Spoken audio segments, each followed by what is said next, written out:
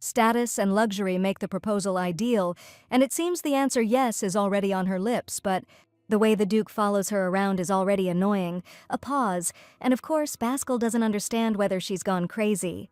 By the way, the girl is fine and is already threatening to tell everyone that he is stalking her. And seeing the shock, I realized how far I had gone, but I knew that ruining my life was the only way. It was disgusting, and she wanted to wash it off, but still, it was good for everyone, or so she thought. But he was already approaching, smiling in the way that only main characters can, and she understood that this would not end. Besides, this is a sincere face, voice, and in addition, he is also a duke. Is she his equal? Of course not. But just the thought of that woman, no, Ceres, fanning that romantic spark is too selfish. 5 years, that's how long it took her to remember her past life. Yes, it wasn't a good thing, one person and so many injuries, but it's all over now, or so it seemed. By the way, the scene that follows is not pleasant. Depriving herself of her dream is her chance to stay close. Romance and danger, to put it frankly, she immediately knew where she had ended up and was already beginning to rejoice. Shouldn't everything change, she thinks naively, and even allows herself to hope. But Ceres is still an orphan, and there is nothing special about her. This is her second life. And luckily, being an orphan, she meets that woman and grows up among noisy but kind brothers and sisters. What was life like before? Pain, enough for several lifetimes, but she held on steadfastly and it was exhausting. And already knowing that she would fall that day, she asked death to take her away for a long time, and it worked. But for some reason she ended up alive, and when she opened her eyes, it seemed she had achieved her goal. After all, she was finally free, and the dragons, seeing them, that was all that was needed. And it seemed dangerous, but Sarisa already knew that it was more dangerous among people. By the way, could she have dreamed of more? Of course not, but everything was not so rosy. And yes, people protect themselves from danger, especially when they are dead, but not Sarisa. She turned it into a job. And her body was covered with scars, which is understandable because, frankly speaking, dragons are not obedient creatures. What they could do was terrifying, and taming them was not just a whim, but a condition for survival. And here it is, a chance that only comes once, or rather, that's what Sarisa thought, though not for long.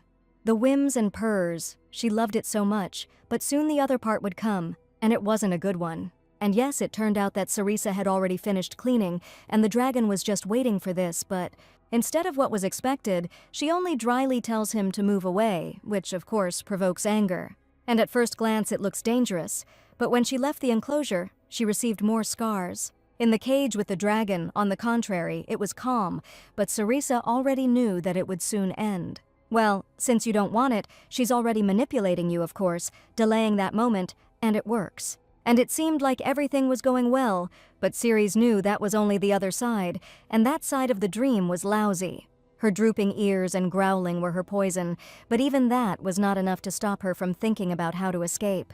Of course, the heart can hardly bear it. Just being close is what she needs, and we're not just talking about dragons. And it seemed that the girl had achieved her goal, but everything was not so rosy. Could Sarisa free herself? Of course not, and so she clenched her teeth once again. By the way, protests against food and broken ribs, it was a carefree time, because then she didn't know yet. And yes, then and now, her pain would have been enough for several lifetimes again, but only the dragons knew about it. Suddenly someone's voice is heard from behind, and the girl realizes that she is not alone. And already expecting the work routine, she catches horror in these sounds, and she must have misheard, but his voice was already too close to understand. She wasn't imagining it. And of course, she is about to ask a question, when suddenly the poor guy says the name, Torneg. But this was enough to make her give up everything, and remembering the giants, she already prayed to survive it.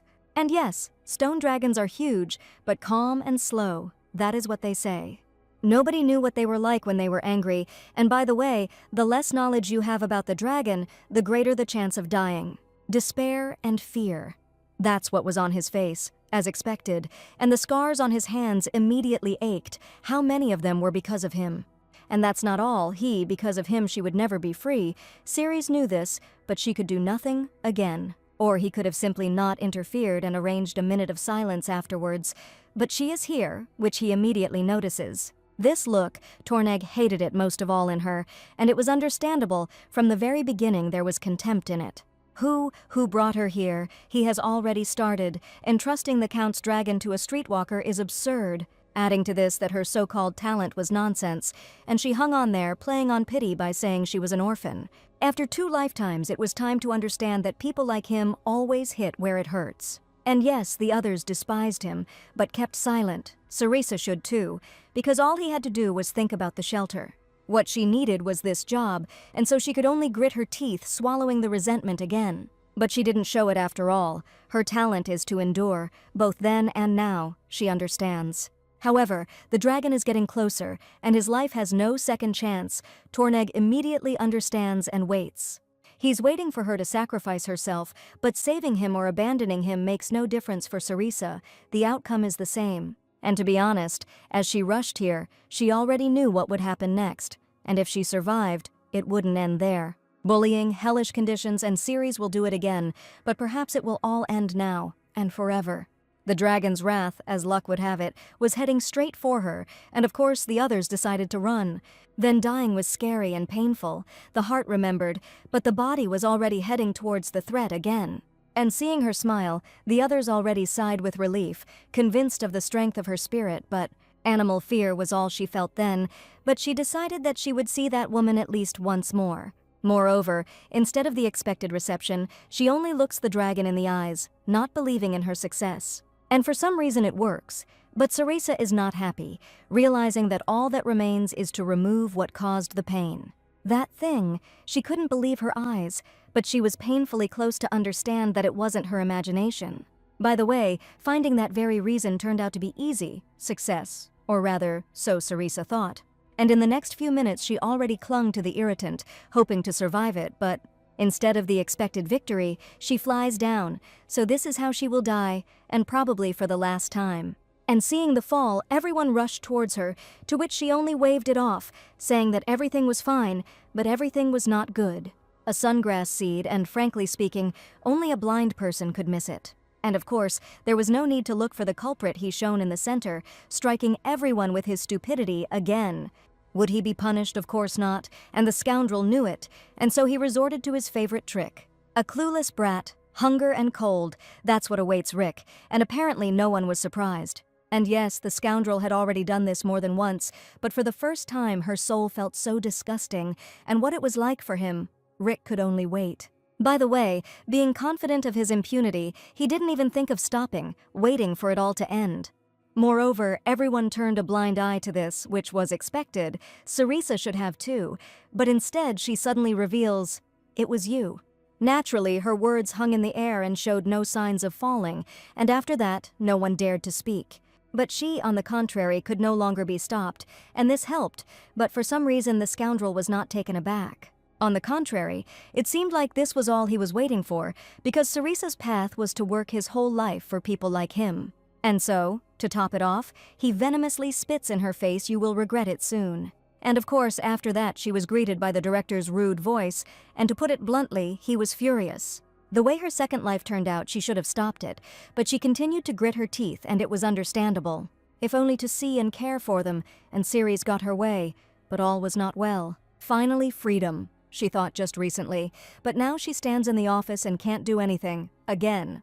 But it was time to understand that people like Sarisa can only indulge people like Torneg. And to be clear, she is tolerated here because she is good at her job, the old man continued. And finally, he added not to forget about the orphans in the shelter, leaving a nasty aftertaste after the conversation. So the leader left, leaving Sarisa humiliated, and she could only swallow this insult. A minor character and such a hard fate. Why, she wondered. Then and now, there is no difference to serve only as a tool that must be her destiny. Moreover, it turns out that even if she avoids death, she will not be happy, she suddenly realizes. Bitterness and resentment, that's what she felt again, but she decided that here and now, happiness still exists. And I was already beginning to come to terms with reality, when suddenly I heard him. A voice, a hateful voice that she would prefer never to hear, a pitiful image, that is her entire talent. Adding to this, the poor orphan is specially given obedient dragons.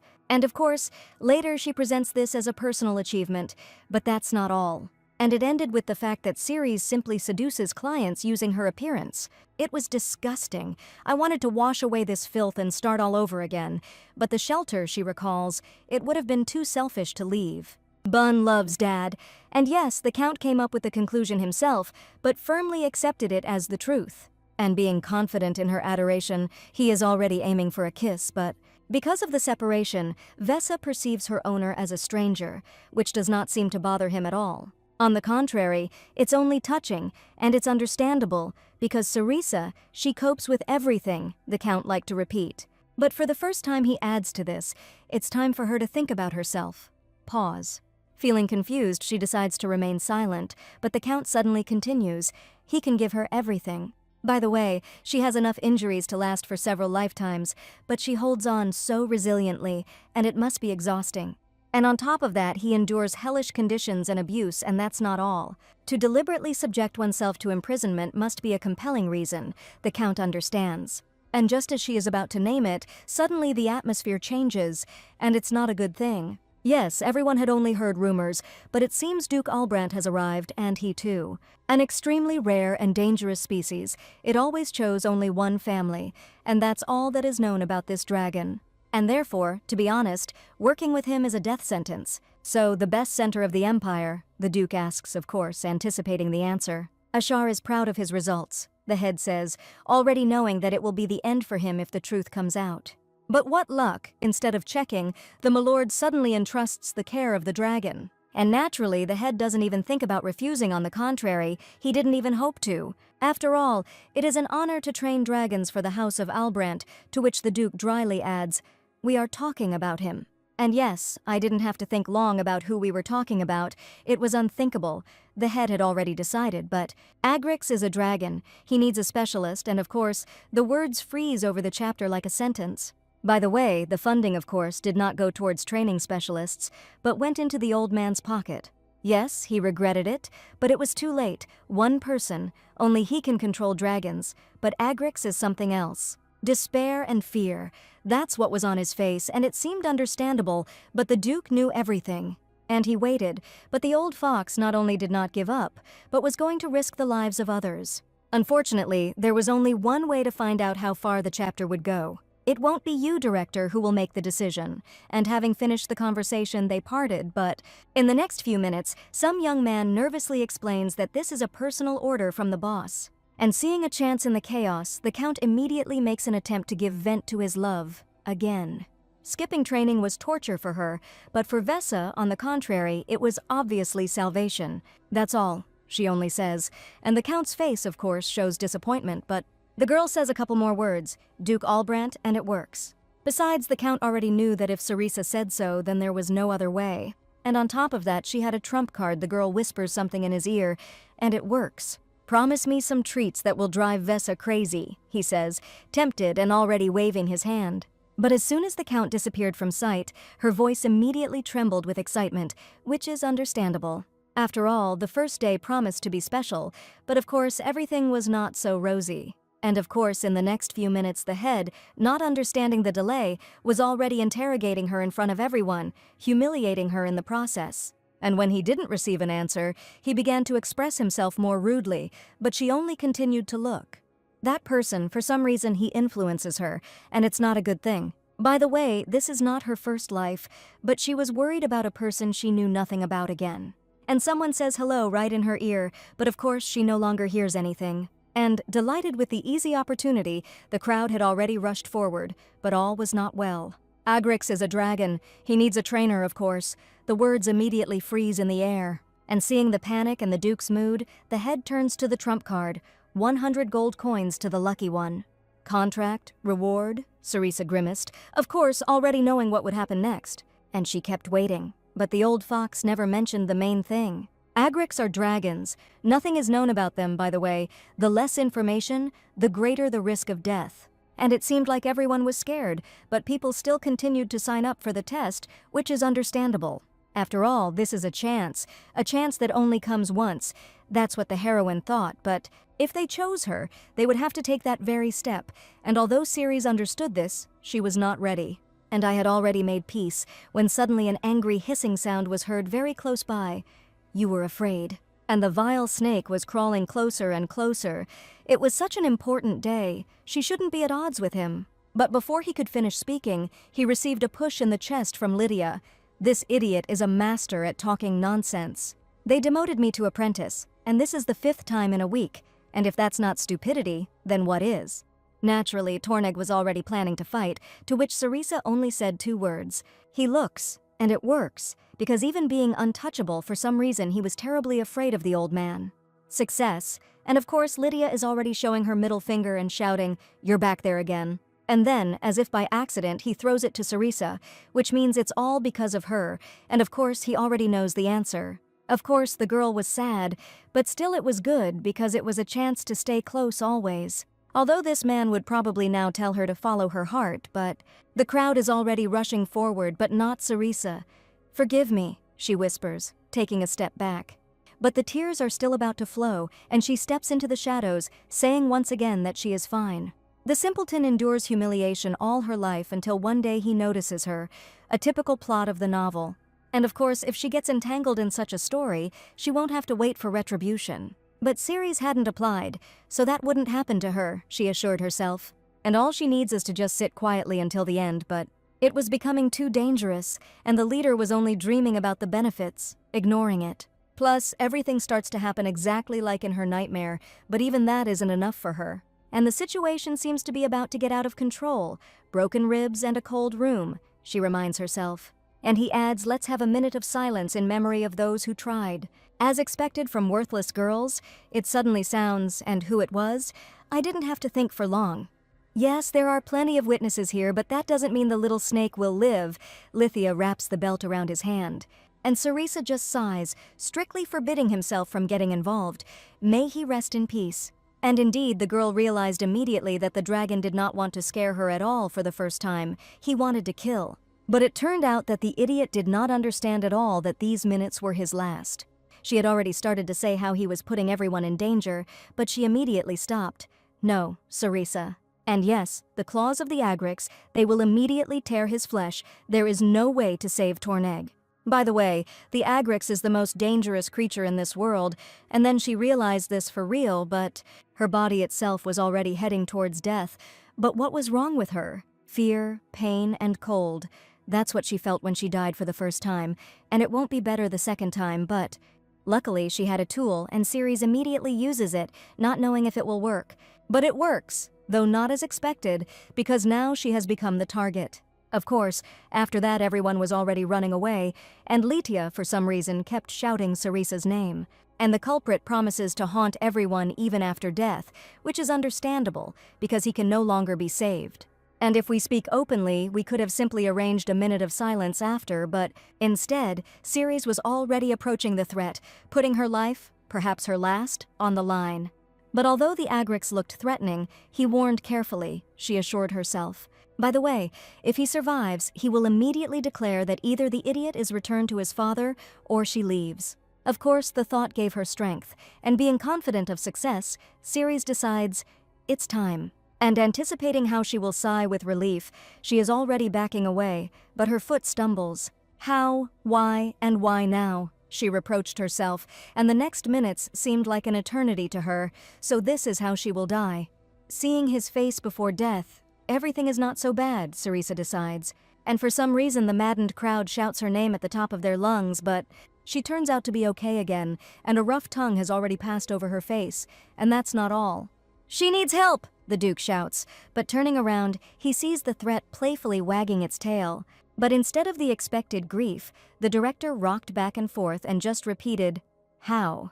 Everything seemed to be fine, or so the boss thought, but it didn't end that way. And to be honest, the Duke was furious, and the leader prayed to survive it. "The girl is the reason these idiots are alive now," the Duke cuts off, "and someone will have to answer."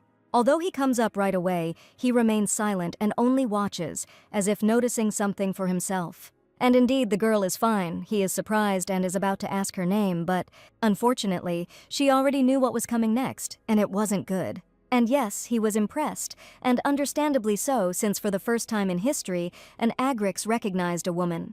And so the Duke gets straight to the point, "I want you to become my personal trainer." To which the dragon is already excitedly puffing at her back, wanting to hear her yes. Finding the right one turned out to be easy, the Duke rejoices, but all was not well. To be honest, Ceres didn't even sign up for the test to begin with. And besides, if it weren't for that idiot, the girl wouldn't have even intervened, he suddenly finds out. What is her path? That woman, to allow her to live without fear, so Cerisa decided long ago. But only now did she realize that she would never be able to get out of here. And seeing how dreamily he talks about the dragon, she only became upset. And instead of the expected agreement, he only says callously, "I told you, no." But Cerisa was close enough to have time to examine her. The Duke was not imagining things. And yes, the honor of being associated with the House of Albrandt is something no one would refuse. And in addition, the rarity of Agric's dragons, a man so devoted to the cause could not disagree. But, although the Duke's dragon recognized the girl, her skills are another matter. And is she really that good, training dragons exclusively for ruined foreigners? Entrusting her with a rare dragon is absurd, and by the way, Cerisa will never leave Ashar. As expected, everything went smoothly, the boss thinks, of course, keeping silent about the true motives. The impudent woman who hurt her son's pride should not rise higher, that's all the Count kept repeating. And of course, the director did everything for the Count, or more precisely, for his money. Success, thought the head, already hearing the ringing of the Count's coins in his pocket, but instead of backtracking, the Duke dryly says, "The boss will take care of this personally." He's shocked and doesn't even have time to open his mouth. "That's why," the Duke suddenly says, closing her personal file. The orphan, deeply attached to the center, seems to have decided everything. And leaving the chapter behind with a feeling of unease, he adds, "Oh yes, I'll leave Kazen here." If there was someone who could handle it, there was nothing to worry about, so he thought. And again in the office, the boss sighs resignedly, and the heroine doesn't understand if he's gone crazy. The Duke, the Agric's dragon, and she, everything just didn't fit in her head. Taking care of Agric's for a week is nonsense. Cerisa would have given a lot to survive even one more day. Does the chief know how many dragons are already on her? Of course not, and instead of resting, he agrixes her from above. And yes, she can't refuse, and all the responsibility is on her. Pause as Cerisa mutters. How did it happen that now his joint is on her? No way. She's boiling. The boss thinks he found a fool. By the way, Duke Albrandt, this is his decision, and the head cannot cancel it. This damn Torneg. Yes, the girl loves her job with all her heart, but... "Thank you for everything, Director," she says, tearing her statement from her heart. But the man does not accept her resignation. And realizing that he is losing, he moves on to his trump card. What about the dragons? What will happen to them? It was time to understand that such people always hit where it hurts. She reproached herself for her naivety. Ceres would never have said it out loud, but she admitted to herself that the old man was right. And if the girl suddenly quits, what will happen to her dragon charges? Of course, the head already knew how it would all end and immediately beamed, but the girl only feeds the Agrix. She is serious about it, nothing more. And to be clear, she's doing this for the dragons, not the old man, and she would never become a personal trainer. But the next minute, a sign was already hanging on Kazen's cage with a note: the appointed personal trainer is Cerisa. The enclosures, the roar of the dragons, the smell of hay, the girl loved it so much, but... To be honest, I was already in stitches, but I convinced myself that I just had to endure it a little longer. And the dragon was probably angry because of the sudden change of scenery, Cerisa naively believed. She had just started the sentence when the dragon took off, and now bad luck was rushing straight towards her. To which the heroine mechanically puts her hand forward, leaving Kazen stupefied. Which of course makes the dragon angry, and it seemed like he was about to tear her to shreds, but... Instead of backing down, Cerisa merely dryly forbids the dragon to approach the food. And to top it all off, she pokes her finger in my nose and tells me to move away, not believing in her own success. But the stern dragon folds his wings in a conciliatory manner, declaring voluntary cooperation. Success. The next moment the heroine's heart can hardly bear, but she doesn't show it. Naturally, Kazen was used to good things. It must be hard to endure commands from some little brat. The way the heroine treated him was a first, and she was going to change it. Although the girl should only look after him, her hands were itching to caress him, but... Cerisa stops herself in time, and the dragon pokes her with his nose, and she immediately gives in. "Okay, let's go for a walk." She puts on the reins, and Kazen, it seemed, was just waiting for these words. And of course, the next minutes became a test for the girl's lungs. And of course, afterwards there was a strike, because I didn't want to go back into the cage. But you have to hold on, because if you let your guard down, she'll get into something again. And that's not all. The dragon hits the cage with its tail with force, even baring its fangs. At that moment, she felt that the next steps would be decisive, but instead of her usual measure, she looks the dragon in the eyes. "I told you, you can't." And in the next few minutes, Sarisa was already showering him with compliments, though not for long, until he suddenly intervened. "As expected, you are already courting Kazen." The Duke caught her. Luckily for her, somehow the look worked, and Kazen became more accommodating. "Sorry, I'm a little late," the Duke justifies himself. It's surprising that such stern guys have so much tenderness, and although everything looked like a dream, for some reason Ceres was sure that not everything was so rosy. And it seems the heroine guesses what the Duke wants to hear in response, but it's not every day you get the chance to care for Agrix, Ceres admitted, but she won't be doing it anymore. And yet, surprisingly, it was a woman who had won Kazen's favor, they both thought. Of course, this was not her first communication with a nobleman, but for the first time, for some reason, she felt uneasy. What nonsense! She is not going to become his trainer, no matter how much he looks at her like that. What she needed was often unbearable, but at least quiet work, she convinced herself. But the young man was too close not to believe it, and so he added, "Remember, you can always change your mind." "Okay," she admits. The Duke is one of the most handsome men, and perhaps the most, but it was unthinkable. The Duke spoke as if he knew for certain that she would agree, and that was not all. "Let's see how long you can resist," he says finally. Which is completely shocking, because the Duke sounds like an obsessed lover. And in the next few minutes, she was frantically sending out pleas for help to all the centers, naively thinking that they would answer her. "God, good luck to you." That's all Sarisa got in response when she sent letters to other centers. And at the same time, she begged her colleagues to help feed Kazen, and of course, those cowards simply ran away. And in the end, the girl was left all alone. It was so hard, but each time she kept saying that everything was fine, that I just had to be patient. And then, of course, she forced a smile, because she was saying goodbye to Count Olbart and Vesa forever. "It's time," he confirms, adding once again that he is sorry to leave the specialist here for Ceres. "But the Count will find a much better specialist," she says, hiding the bitterness in her voice. By the way, most of the owners are nobles, because dragons play a decisive role in the struggle for inheritance.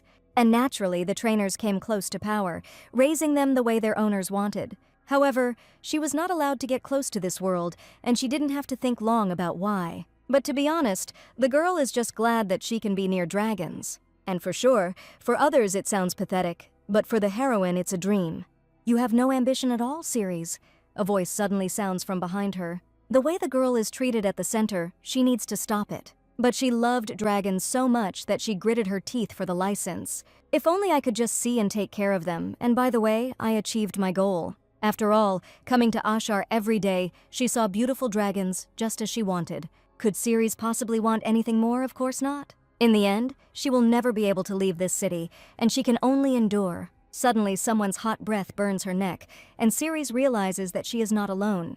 Already expecting to meet his lordship's gaze, the heroine hides her bundle, but Mother Superior must have imagined it, but she quickly becomes convinced otherwise. Yes, they have no reason to be acquainted, Mother and Duke Albrandt. Why? As soon as the heroine began to ask a question, the Duke immediately ran away, only throwing out, "You talk for now." And the calloused palms, which know only work, are already attracting the girl to themselves. However, they hadn't seen each other for so long that Ceres could barely hold back her tears. Hot tea, conversations with her mother, Sarisa loved it so much, but everything was not so joyful. She understood that since the abbess had come all this way, something had obviously happened. Sarisa had chosen them to stay close, but every time such conversations were torment for her. Eviction, hunger, if only everything would be okay with her mother and children, she prayed silently.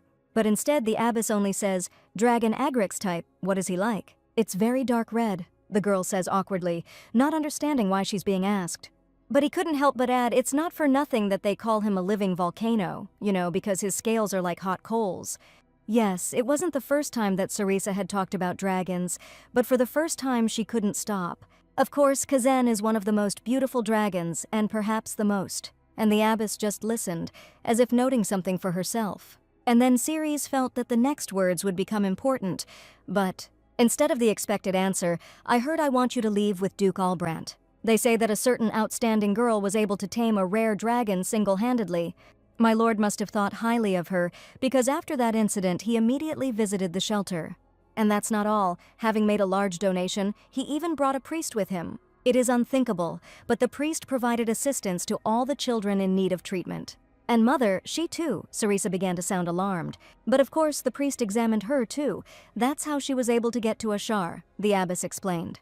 Okay, she admits. The Duke didn't just extend a helping hand, he set her free. What Ceres needed was to see them healthy and happy, but tears still flowed down her cheeks, and she automatically hid them behind a smile, once again asking not to miss her chance, because Sarisa worked without sparing herself until her hands became like this.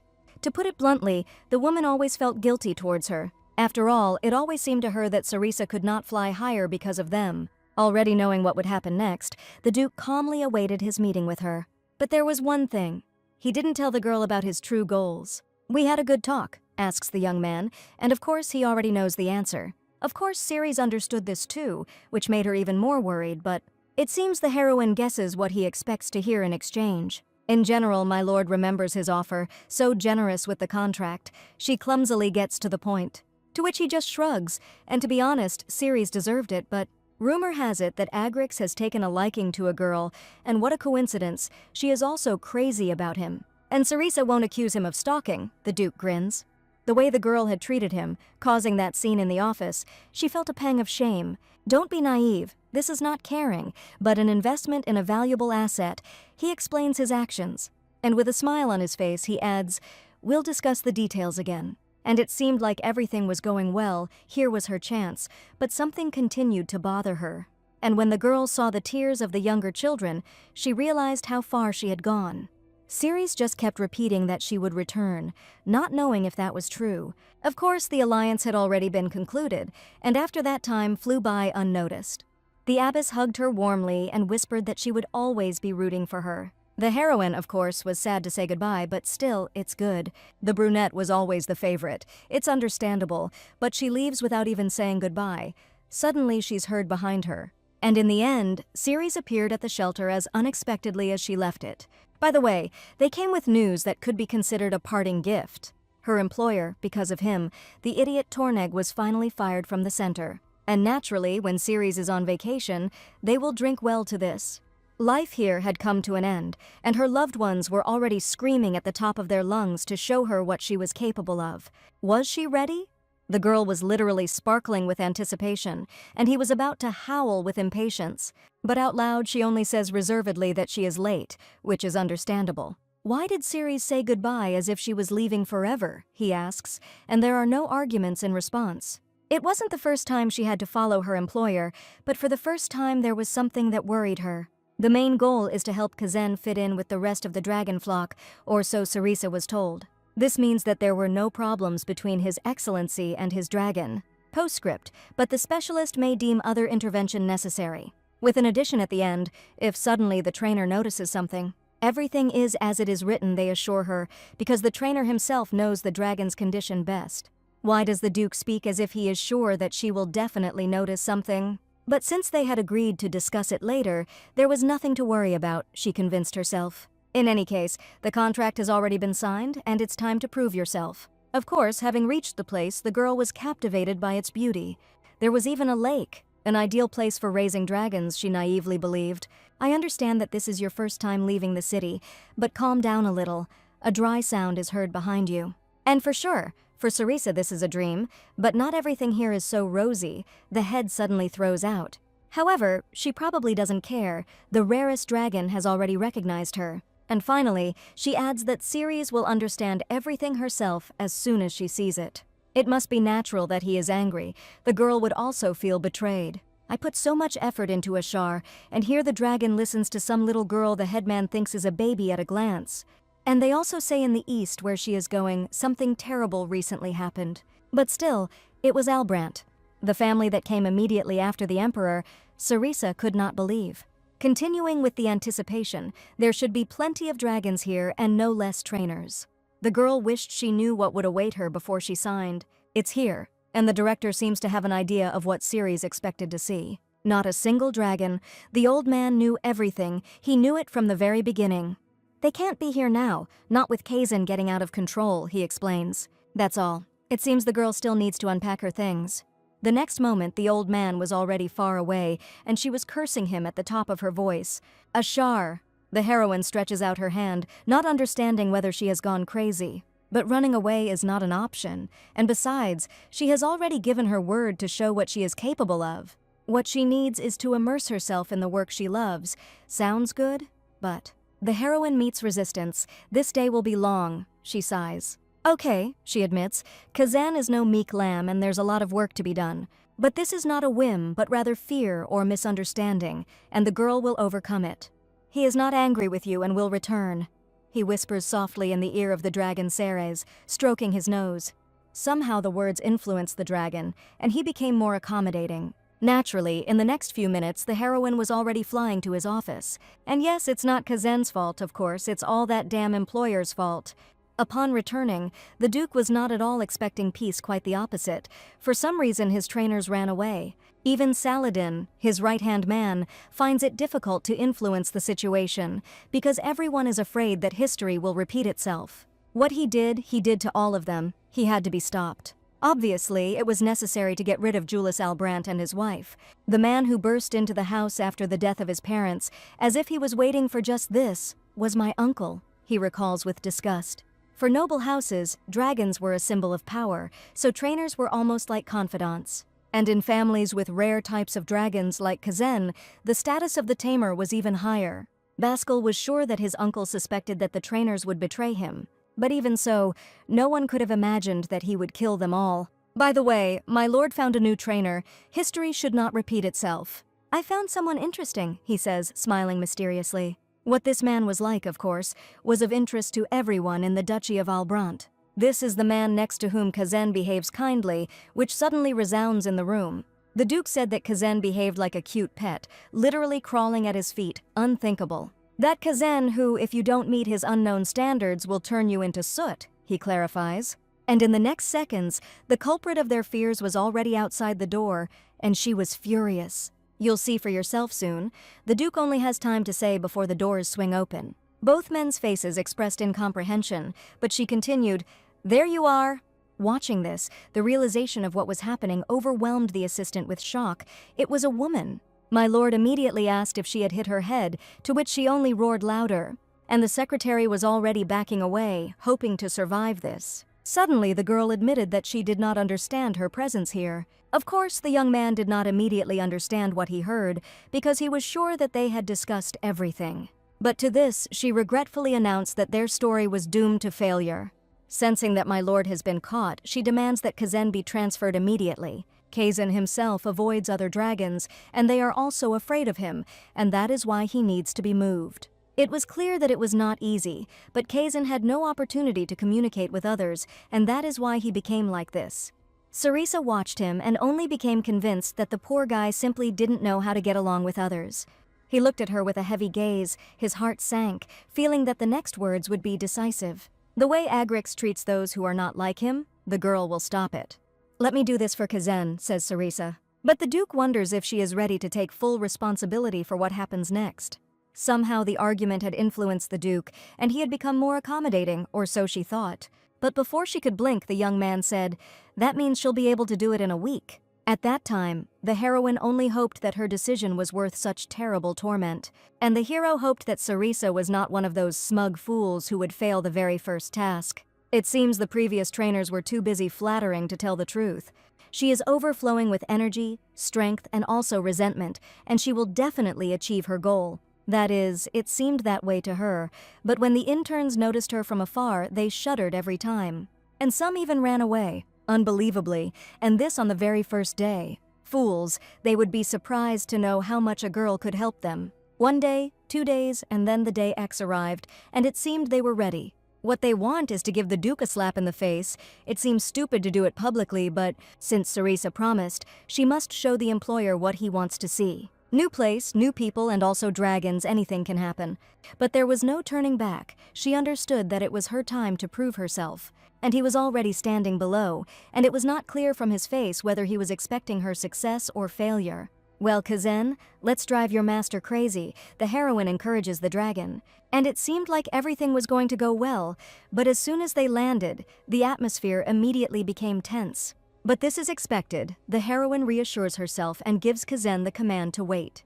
To which the living volcano immediately takes a few steps back, looking only at her. However, instead of praise, the girl only coldly adds, "A little further back." By the way, this caused obvious indignation on the part of Agrix, but he continued to do everything. In the next few minutes, all eyes were fixed on the unnaturally obedient dragon. And it seemed like everything went well, but something continued to bother me. Is it possible that a living volcano can be controlled by someone other than the Duke? Suddenly the Duke spoke up. As claimed, Kazan responded perfectly to basic commands. Although it sounded like a confession, the heroine clearly heard the but at the end. And his expression, "Shouldn't my lord be pleased? I entrust you with the training of the trainees of the Duchy of Albrant," he suddenly announces. Naturally, the following words were difficult for the heroine to comprehend. "Training, but there are a lot of trainers in the duchy, why Cerisa? But didn't my lord clarify that all the trainers here are just trainees?" Which finally finishes her off. So all this time the lives of dragons and people were hanging by a thread. It reaches her. And he's only talking about this now. Even today, any one of them could have died. And if Kazan had gone mad and not obeyed, the duchy would have been flooded with rivers of blood, she understands. It's good that Kazan listened, otherwise the consequences would have been irreversible, he says, adding at the end, "And you would have to take full responsibility for what happened." But the girl had just begun to think well of the Duke, but this damn employer, the heroine took out all her anger on the haystack. The family that the dragon Agrix recognized, and not a single trainer, he's completely lost his mind or something. Well, you're not mistaken. Suddenly a sound is heard behind the heroine. What brought his lordship here?" Cerisa asks, breathing heavily. Although the Duke came by to praise him for his training, it seems that this will not be necessary. Remember the terms of the contract. He is getting closer and closer, which only makes her more and more angry. In case of additional training, the trainer has the right to a bonus. Isn't that what was said? Then the training of trainees can be considered preparation for Kazan's training, so there will be less dissatisfaction. This is how he decided to twist everything. The heroine is indignant again, but restrains herself. By the way, the girl was tormented by the question all this time, but he just coldly cut her off. "You will get your bonus." "And Kazan is like a meek lamb, isn't he?" adds the hero, and Cerisa knew it. From the very beginning, the heroine felt this, because everything was not like that. It is obvious that His Excellency is angry that his favorite obeys Ceres, and the girl saw how my lord hesitated, even if he didn't think that she didn't notice. He's definitely angry, she notes, and not wanting to test him, she changes the subject. What about the secret techniques passed down by personal trainers? After all, in a house like Albrant, they should be there, she continued. Here he stops abruptly. How well the girl knows the history of the Albrant house. Cerisa must have heard the terrible rumors circulating among the nobility. But she trained dragons for foreigners, so she is not aware of the affairs of the nobility. Before the dragon came to Baskel, his house had been without him for 100 years, and strictly speaking, his heirs were not true successors. And when there is no heir, of course, everyone starts fighting for such a tasty morsel. But one of them was especially greedy and decided that if he didn't get it, no one else would. What do you think he did with the dragons and their trainers, the hero says. Surely the girl just heard something she shouldn't have. In that case, it will take time. She changes the topic quickly. The interns are more experienced than her, so this will help. But my lord did not answer, but only continued to observe, as if noticing something for himself. And then suddenly his expression softened, as if she had passed some kind of test. So everything seems to be fine, Cerisa exhales. But I'm surprised, the young man suddenly says. This was not mentioned in the contract, so he expected it to be terminated. Surely you would have chosen the most reliable way to silence me, Duke, she says. Wow, I can feel it. The heroine breaks out in a cold sweat. After all, this poisonous atmosphere, as if they didn't like Ceres, was already familiar to her. By order of the Duke, she would now be training all the duchy's trainees, which only caused more resentment. Naturally, the heroine put on her widest smile and asked the others for support. But as expected, her words did not bring happiness to anyone. On the contrary, the situation became worse and worse. And the secretary also decided to emphasize that Ceresu was personally chosen by their Duke. And this was in such an atmosphere, but then it seemed that the girl even found a solution. But then Mr. Saladin added that she is the senior in rank, and she also gives all the orders. And then he gives the unfortunate woman his word. Could the situation be any worse? He curses everything in the world about Ceres. After all, now people who see her for the first time are wary and hostile, and this is only the day of their acquaintance. which is natural from their point of view, but Ceres naively thought that this could be changed. Those who know the most about the dragons of the duchy are not Cerisa, but all of them, she suddenly declares. Everything seemed to be going well. One of the interns even raised his hand to ask a question. How can some intern be useful to a licensed specialist? A mocking voice suddenly echoes through the crowd. Besides, one of them was almost ripped open by a claw, another was almost fried. They don't know how to deal with dragons. Just look at them, she says through clenched teeth, but doesn't back down. It seems like everyone here knows how dangerous dragons are, so isn't that why we should share information? The other hand is already reaching out to say something in response, but the heroine does not allow it. And it's announced, regardless of the license, they all love dragons, don't they? Finally, he adds that he does not intend to command them, which leaves some people confused. Her main goal is to be a kneeler and take care of the dragons together with them, so she humbly asks them for help. Well, it seems to have turned out well, the girl thinks to herself and bows. And just a day ago, Cerisa was convinced that they would find the most convenient way to keep quiet. But suddenly the Duke bursts into laughter and says, "You are smart, and I like it." And if the girl had been stupid, she would have already shared the fate of his previous trainers. The heroine froze in shock because he had just threatened her, and now he was laughing as if he had gone crazy. Of course, my lord was ready to provide the coach with a decent salary, since that would mean fewer complaints. But suddenly he throws out one last message: prove your worth to me if you want to survive, of course. Damn it, what have I gotten myself into? Was all the heroine kept repeating afterwards. In this world, threatening your employees with death is a hobby of every employer. And then there's this slippery guy behind him.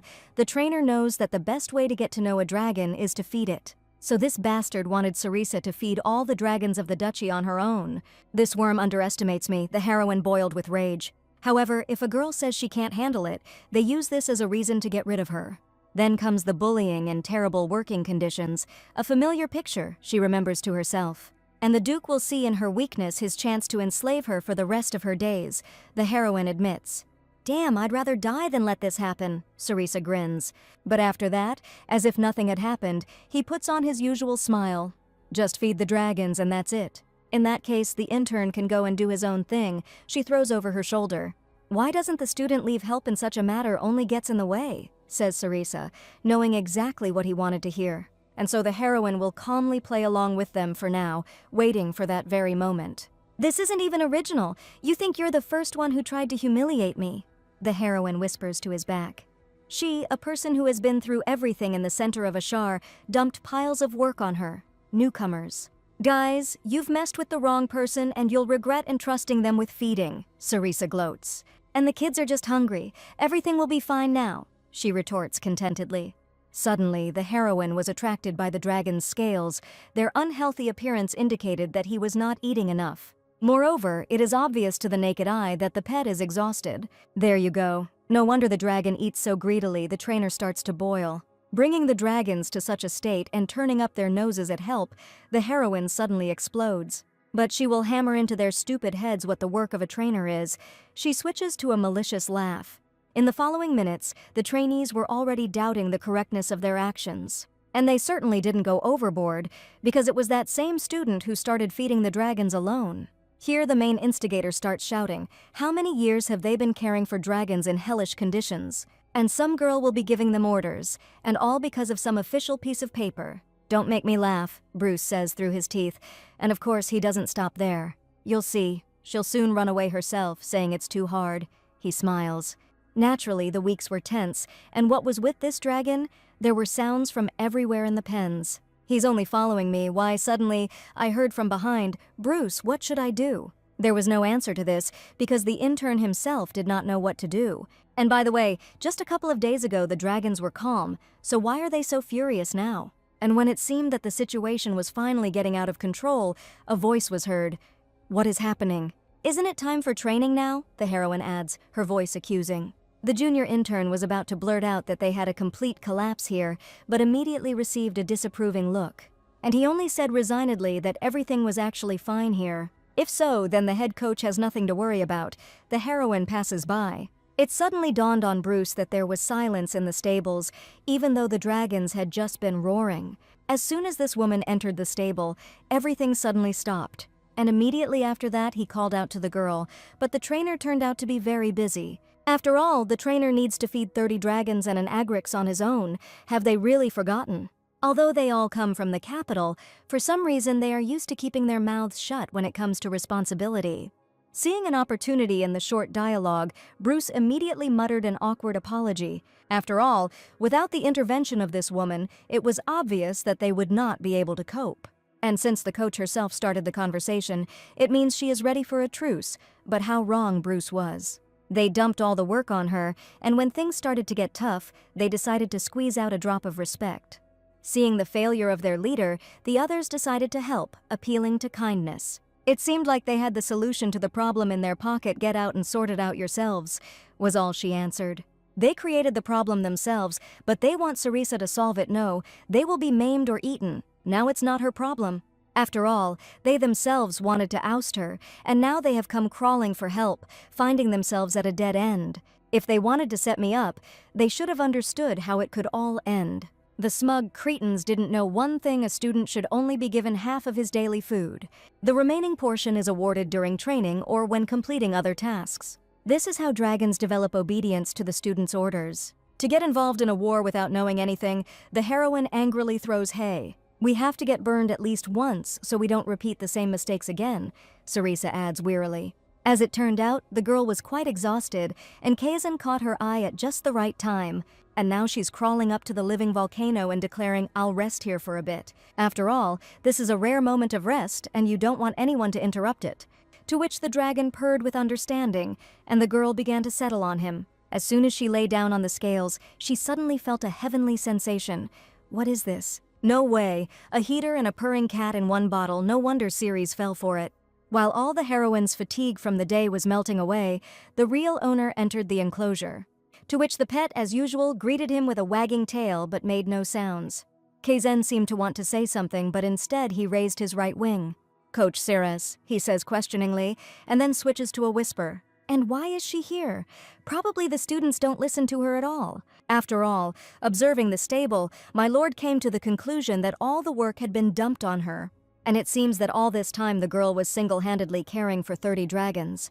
But why didn't anyone report this before? The Duke said indignantly. In Saladin's view, the point is that Ceres considers this an internal conflict. And so she tries to solve it herself, the secretary adds, and here is the result. The coach is exhausted, but even so, she ignores her authority, although she could have dealt with it long ago. Since Sarisa decided to handle the interns herself, the Duke will wait a little longer, he agrees. Although this is not easy for him, Baskel will still observe, but only for a little while. After all, if Kaizen's personal trainer collapses from fatigue, it will be a problem for my lord as well. And when the heroine was so enjoying the embrace of sleep, she was suddenly torn apart by a piercing scream. And her sudden awakening caused Kaizen to feel uneasy, which she certainly did not want. And naturally, she immediately apologized to the baby who so carefully guarded her sleep. Coach Ceres is hurt again. The girl's ears can barely bear such a low sound. Why are these idiots calling her like they lost someone else's child? She explodes. Trembling lips, tears, snot flowing down to the lips. All this is already too familiar. First, you need to calm down and stop emitting decibels, explains Ceres. But it explodes. All the dragon mounts escaped from the stable as soon as they opened the pens. It seemed like these idiots had enough problems already, but they found a new one, seriously. So what happened is what Sarisa was talking about from the very beginning. Well, yes, he answers, swallowing nervously. And now, having created complete chaos, they ask Ceres to sort it all out. Well, basically the leader led the entire flock of dragons, racers. The intern continued to explain, stuttering. It seemed that the heroine was about to explode, but she only sighed and continued listening to him. To be honest, Ceres could just tell them all to go to hell, but she won't do that. She'll give them a chance. By the way, these are racehorses, and if you don't take control of the situation right now, everything could turn out tragic. By the way, Kaizen's enclosure is now wide open, the heroine recalls in horror, and he's already running towards the exit, shouting one last time to the intern to go to the horse paddocks and wait there. The student offered to help her, but the girl refused and announced that she would soon return with the entire herd. Racehorses that resemble horses in appearance, but with a flexible, whip-like tail and horns. So if Sarisa were a dragon mount, where would she go? In Agrix, Sarisa saw the solution and knew it would work, and here they are, she finally announces. Given horses' instincts, an open field is the most obvious place they would go. Suddenly, one stood out from the huge herd. It was obviously the leader of the horses. He's so pleased he even stuck his tongue out. The heroine smiles, which makes Kazan puff with displeasure. It's time for the magic instruments. Suddenly a signal is heard in the air. It seemed that the horses, who had been so involved in their walk until then, immediately reacted to the familiar sound. So the guys had a good time. Ceres comes down from the dragon. And if that's the case, then it's time for them all to go home, the coach announces, earning a disgruntled growl. It looks like the jumpers have no intention of doing this at all, which was predictable. And if she had come here alone, she would have already panicked. But Kazan is with her. Well, let's go back. To be honest, no one believed that everything would be returned back to the pens. Is one trainer, even with a license, capable of managing a whole herd of horses? It seemed that they were all now doomed, but for some reason they did not say it out loud. Bruce broke the tense silence and suggested taking a break and then starting again. And what if the Duke demands compensation for the lost dragons? Because no one has a plan for this. So the best solution is to shut up and keep looking, Bruce snaps. The dragons are steeds. They are returning, he says with the last of his strength. And the heroine was already directing the leader of the herd to the pens, relying on Kazan, who did not allow anyone to retreat back. Open the gates of the training scream quickly, she shouts furiously and almost adds, idiots! Not believing their eyes, the trainees could only watch the returning fugitives. Although the situation was resolved quite easily, if not for the dragon Agrix, the consequences could have been irreparable. By the way, it's high time to teach these guys a lesson, she decides, and her face immediately changes. How could a professional allow one dragon to escape, let alone an entire herd? But no one dared to voice the answer, nor to turn in the person who allowed this whole situation to happen. So, having put the lives of dragons and people, as well as the honor of the duchy, at risk, they still have nothing to say. Each of the culprits understood that they couldn't waste time any longer, so Bruce stepped forward. Amid the terrified cries of the crowd, he continued to approach his sentence. And then, suddenly, even for himself, he sat down on his knees in front of the heroine. They sincerely regret everything. This means the kids recognize that their boss has experience and knowledge that would be useful to them too. That's what it seemed like to everyone, but the girl's voice suddenly softened and she said, "It's time to forget about everything." And she added, "And we can finally all work together." Bruce, not believing his ears, opened his eyes wide. "Doesn't the trainer really kick them out?" the trainee kept repeating, looking at her. To which the heroine only sighed wearily, but didn't she say that she needed them all? Throughout this time, Ceres never once tried to belittle their skills, she continues. Moreover, she agrees that a piece of paper with a license does not always indicate a person's talent, which finally puts Bruce in a dead end, and finally an alliance between the trainers was formed. "Thank you very much, Coach Ceres," he continued to repeat endlessly, squeezing her hand. Now they are on the same side with her, that's why they couldn't start with this right away. It seemed like everything was ending so well for them all, when suddenly a steely voice was heard. What the hell? Oops, it seems like everyone forgot about the main boss in the heat of the moment. Although the girl was not at fault, she came forward and announced a small incident that was resolved. But her words only caused more anger, which did not escape the notice of the trainers, and yet it was the end for them all. A strike, a mass escape, a threat to life, and Cereza calls it a minor incident. A licensed trainer gives such an assessment of the situation seriously, the milord continued to repeat. And he was right, Cereza admitted to herself, but she still had to defend these people now. By the way, everyone returned safe and sound, and the leader turned out to be especially capable and brought back several wild animals. Isn't this a reason to turn a blind eye to what happened? The coach continues to retort. And he adds unwaveringly in the end, everything was resolved, and the head coach here is Ceres, which leaves the others stupefied. What will happen if they are all fired?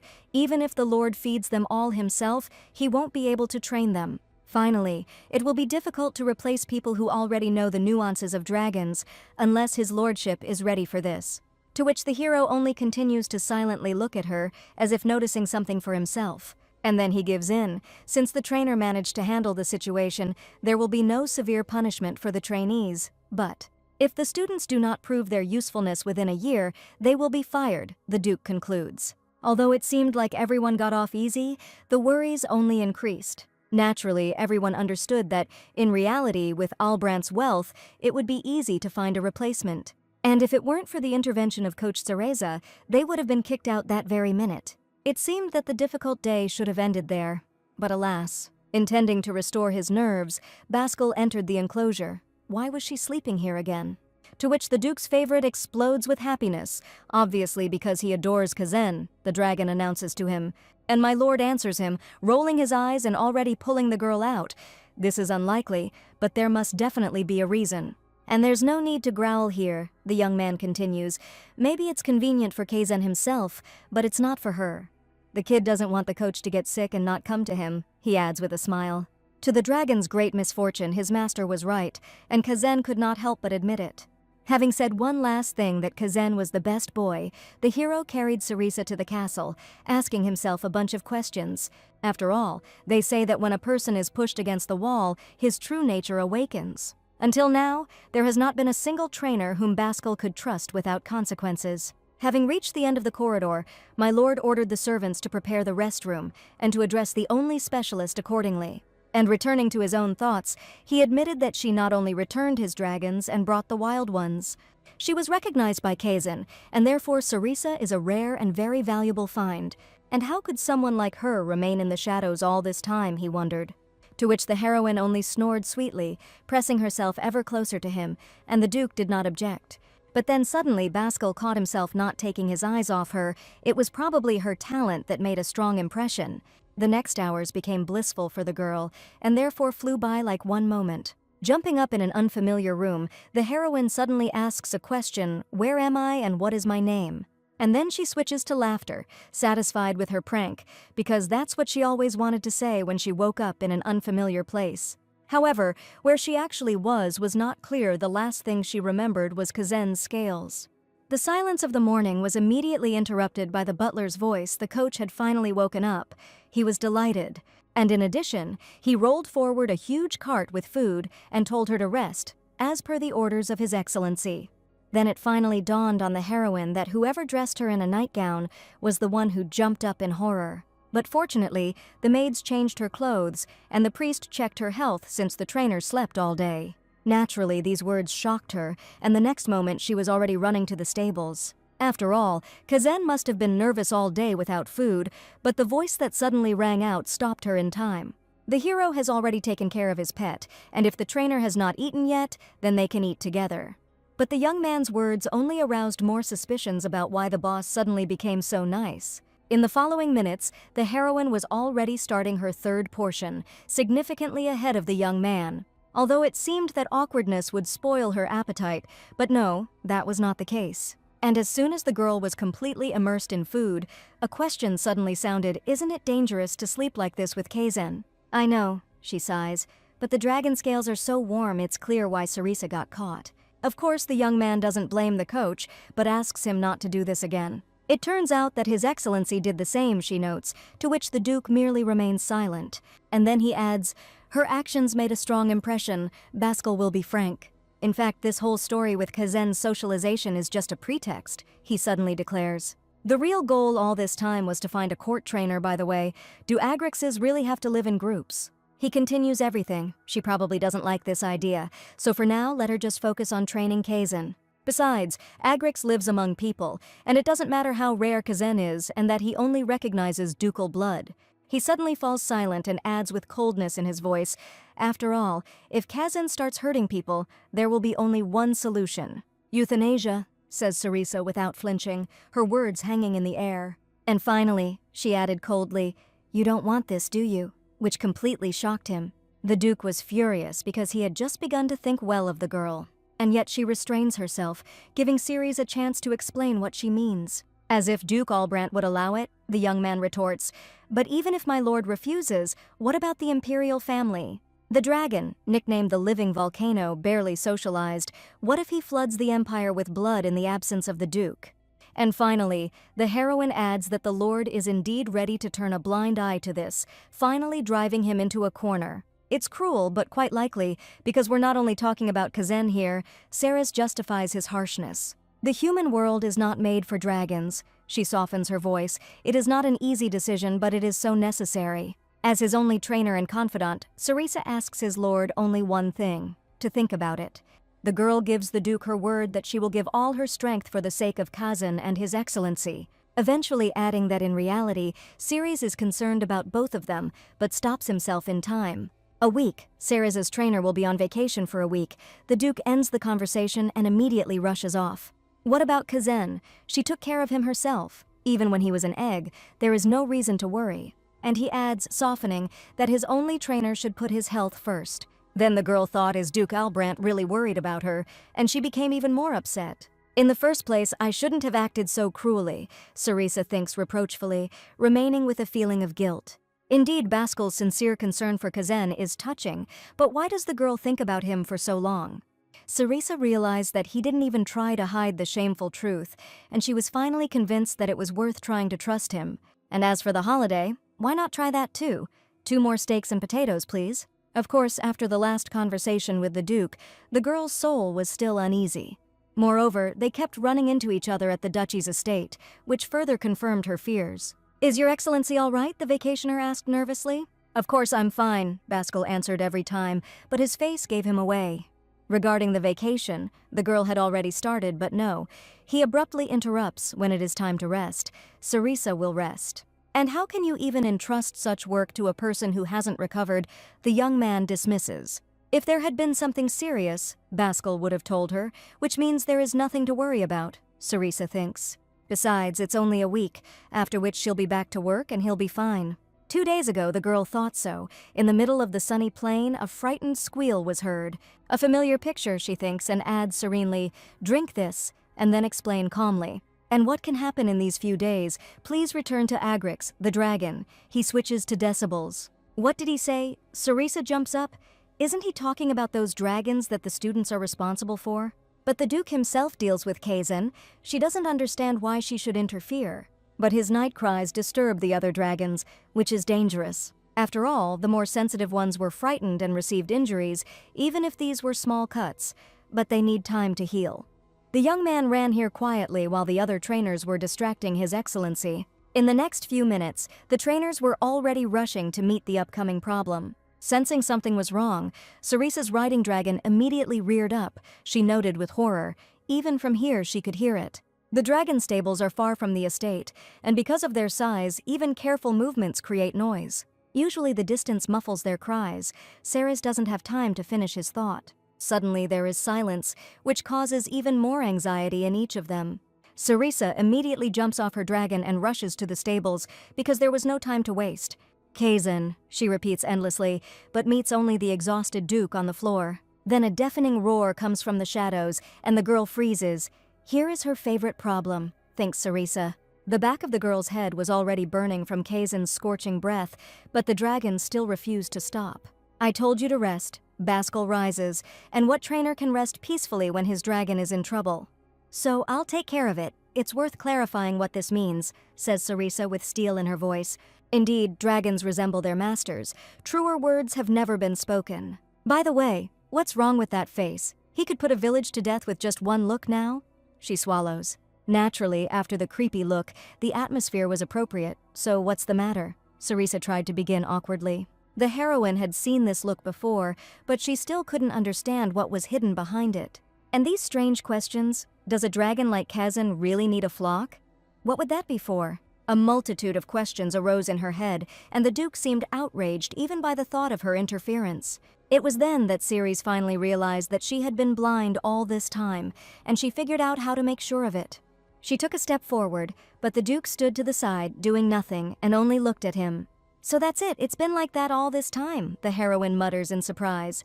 The decision was never Baskel's. Cerisa didn't end up here because of him. She turns around. It's all because of Kazen. As if to confirm her words, he pulls her by the clothes. From the very beginning, the Duke had no intention of accepting anyone except Kazen and himself. After taking care of a dragon for over 10 years, he suddenly begins to obey a stranger more than his master. Well, how can one not be upset here? The heroine admits even simple jealousy would be quite appropriate here. But Baskel had a completely different reaction. The girl felt it immediately. Cerisa knows that those chosen by dragons begin to feel deeper feelings for them than ordinary people. They say that a special connection arises between a dragon and its chosen one, inaccessible to others. Everything is very bad, Cerisa understands. Suddenly she and Kazen have developed such a connection, which means he chose her himself. But it was her mistake. She didn't even think that Kazan could behave like this, and now the Duke doesn't trust her. We'll have to fix it during training, the girl sighs. She can't leave everything as is. Since the young man failed to calm Kazan down, he simply has no choice. He agrees discontentedly. If Agrix makes a mistake now, Sarisa will have to pay for it. Her thoughts are interrupted by a contented purr. The poor thing needs a bath, the heroine guesses. Kazan was immediately all ears, and the girl was already thinking about where she could find a large and secluded lake. Coming to her senses, she realized that a warm little face was already poking her in the back. No, Kazan, move away. Enough. If you want affection, turn to his lordship, she continues with her severity. Agrix stared at her in confusion, but the girl simply had no other choice. And what kind of trainer can remain strict when the dragon follows him only because he loves him? The heroine's heart somehow manages to withstand this moment, but Sarisa doesn't show it. Besides this sweet face, devoted eyes, to be honest, anyone would fall for it. But, the girl grits her teeth. She must resist Kazan's charisma. These two need this, she gives in, leaving Kazan alone with his disappointment. He said once again at the end that they would both be fine, because now Sarisa was their personal trainer. Previously, their connection was unbreakable, but now Baskel can only watch with longing as Kazan glistens at the feet of another. There was no one nearby when suddenly a terrible crack was heard among the trees. What the... only he managed to say. But it was too late. The dragon was already racing, cutting through the air, and according to the laws of physics, it was heading down towards the Duke. The young man did not expect to meet the culprit of his experiences so soon. Indeed, the young man was happy, but is it possible to re-educate a dragon in one day? Wasn't it Kazan who cried for days, calling for Saresu, and didn't even want to listen to Bascal? Just as the Duke began to doubt, the dragon's gaze penetrated straight into his soul. No, there is no doubt about it, the hero says confidently, stroking his pet. At that moment, they both seemed to return to childhood, when their relationship was so clear and simple. This is not a deception, whispers Bascal. His Kazan really wanted to see him.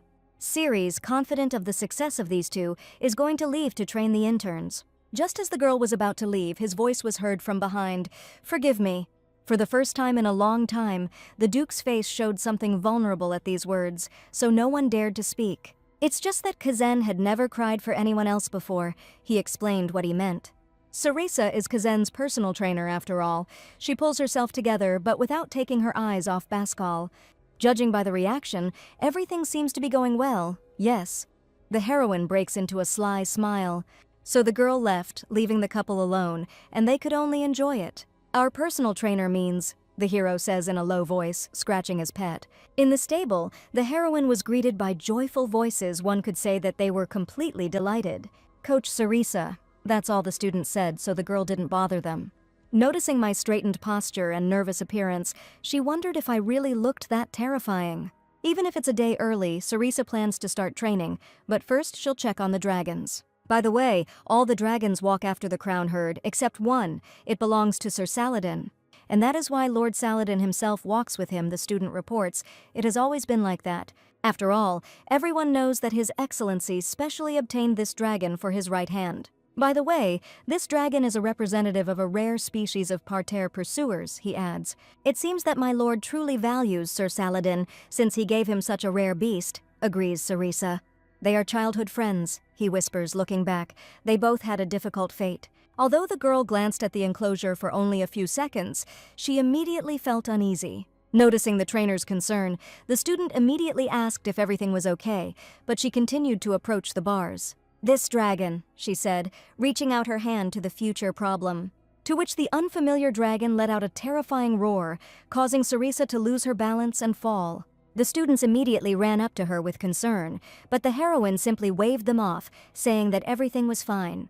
But with this arrangement, the one responsible for caring for the dragon, Mazalid, will not be able to boast the same. An unfamiliar young man immediately intervened in the conversation, so it was him. Sarisa was addressing him. Didn't the student notice anything strange in his charge's behavior? She says doubtfully.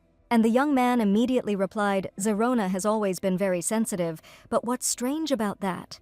Since Mazalid was more receptive than other dragons from the very beginning, the student convinces the girl. It has always been like this, only Sarisa says naturally, because this dragon has already changed its owner once. The atmosphere around immediately became tense. This happened when a struggle for succession to the title was underway in the duchy. Of course, Dill doesn't know all the details, but it seems that's why he was able to stay alive. All that is known is that in that massacre, the owner of the Mazalid and his trainer were killed. So when a stranger appears and declares himself the new master, it is natural for the Mazalid to become enraged. After all, then the dragon immediately understands that his old master will never return. But if it's a bad idea, the students want to find a way to deal with it, they desperately say. Well, her influence has clearly been beneficial to them, yes, notes Cerisa, but the question remains, who is the owner of Zerona now? Apparently, this refers to Lady Duria, the only alchemist in the ducal house of Albrant. The Duke didn't know what to answer. It hardly seemed like a good idea, but he would try. But Cerisa turned to the young man again, feeling that these words would be decisive. I can say it frankly, she says, mentally preparing herself for any outcome. Frankly speaking, all the dragons of the Duchy of Albrant have problems. The heroine sighs heavily.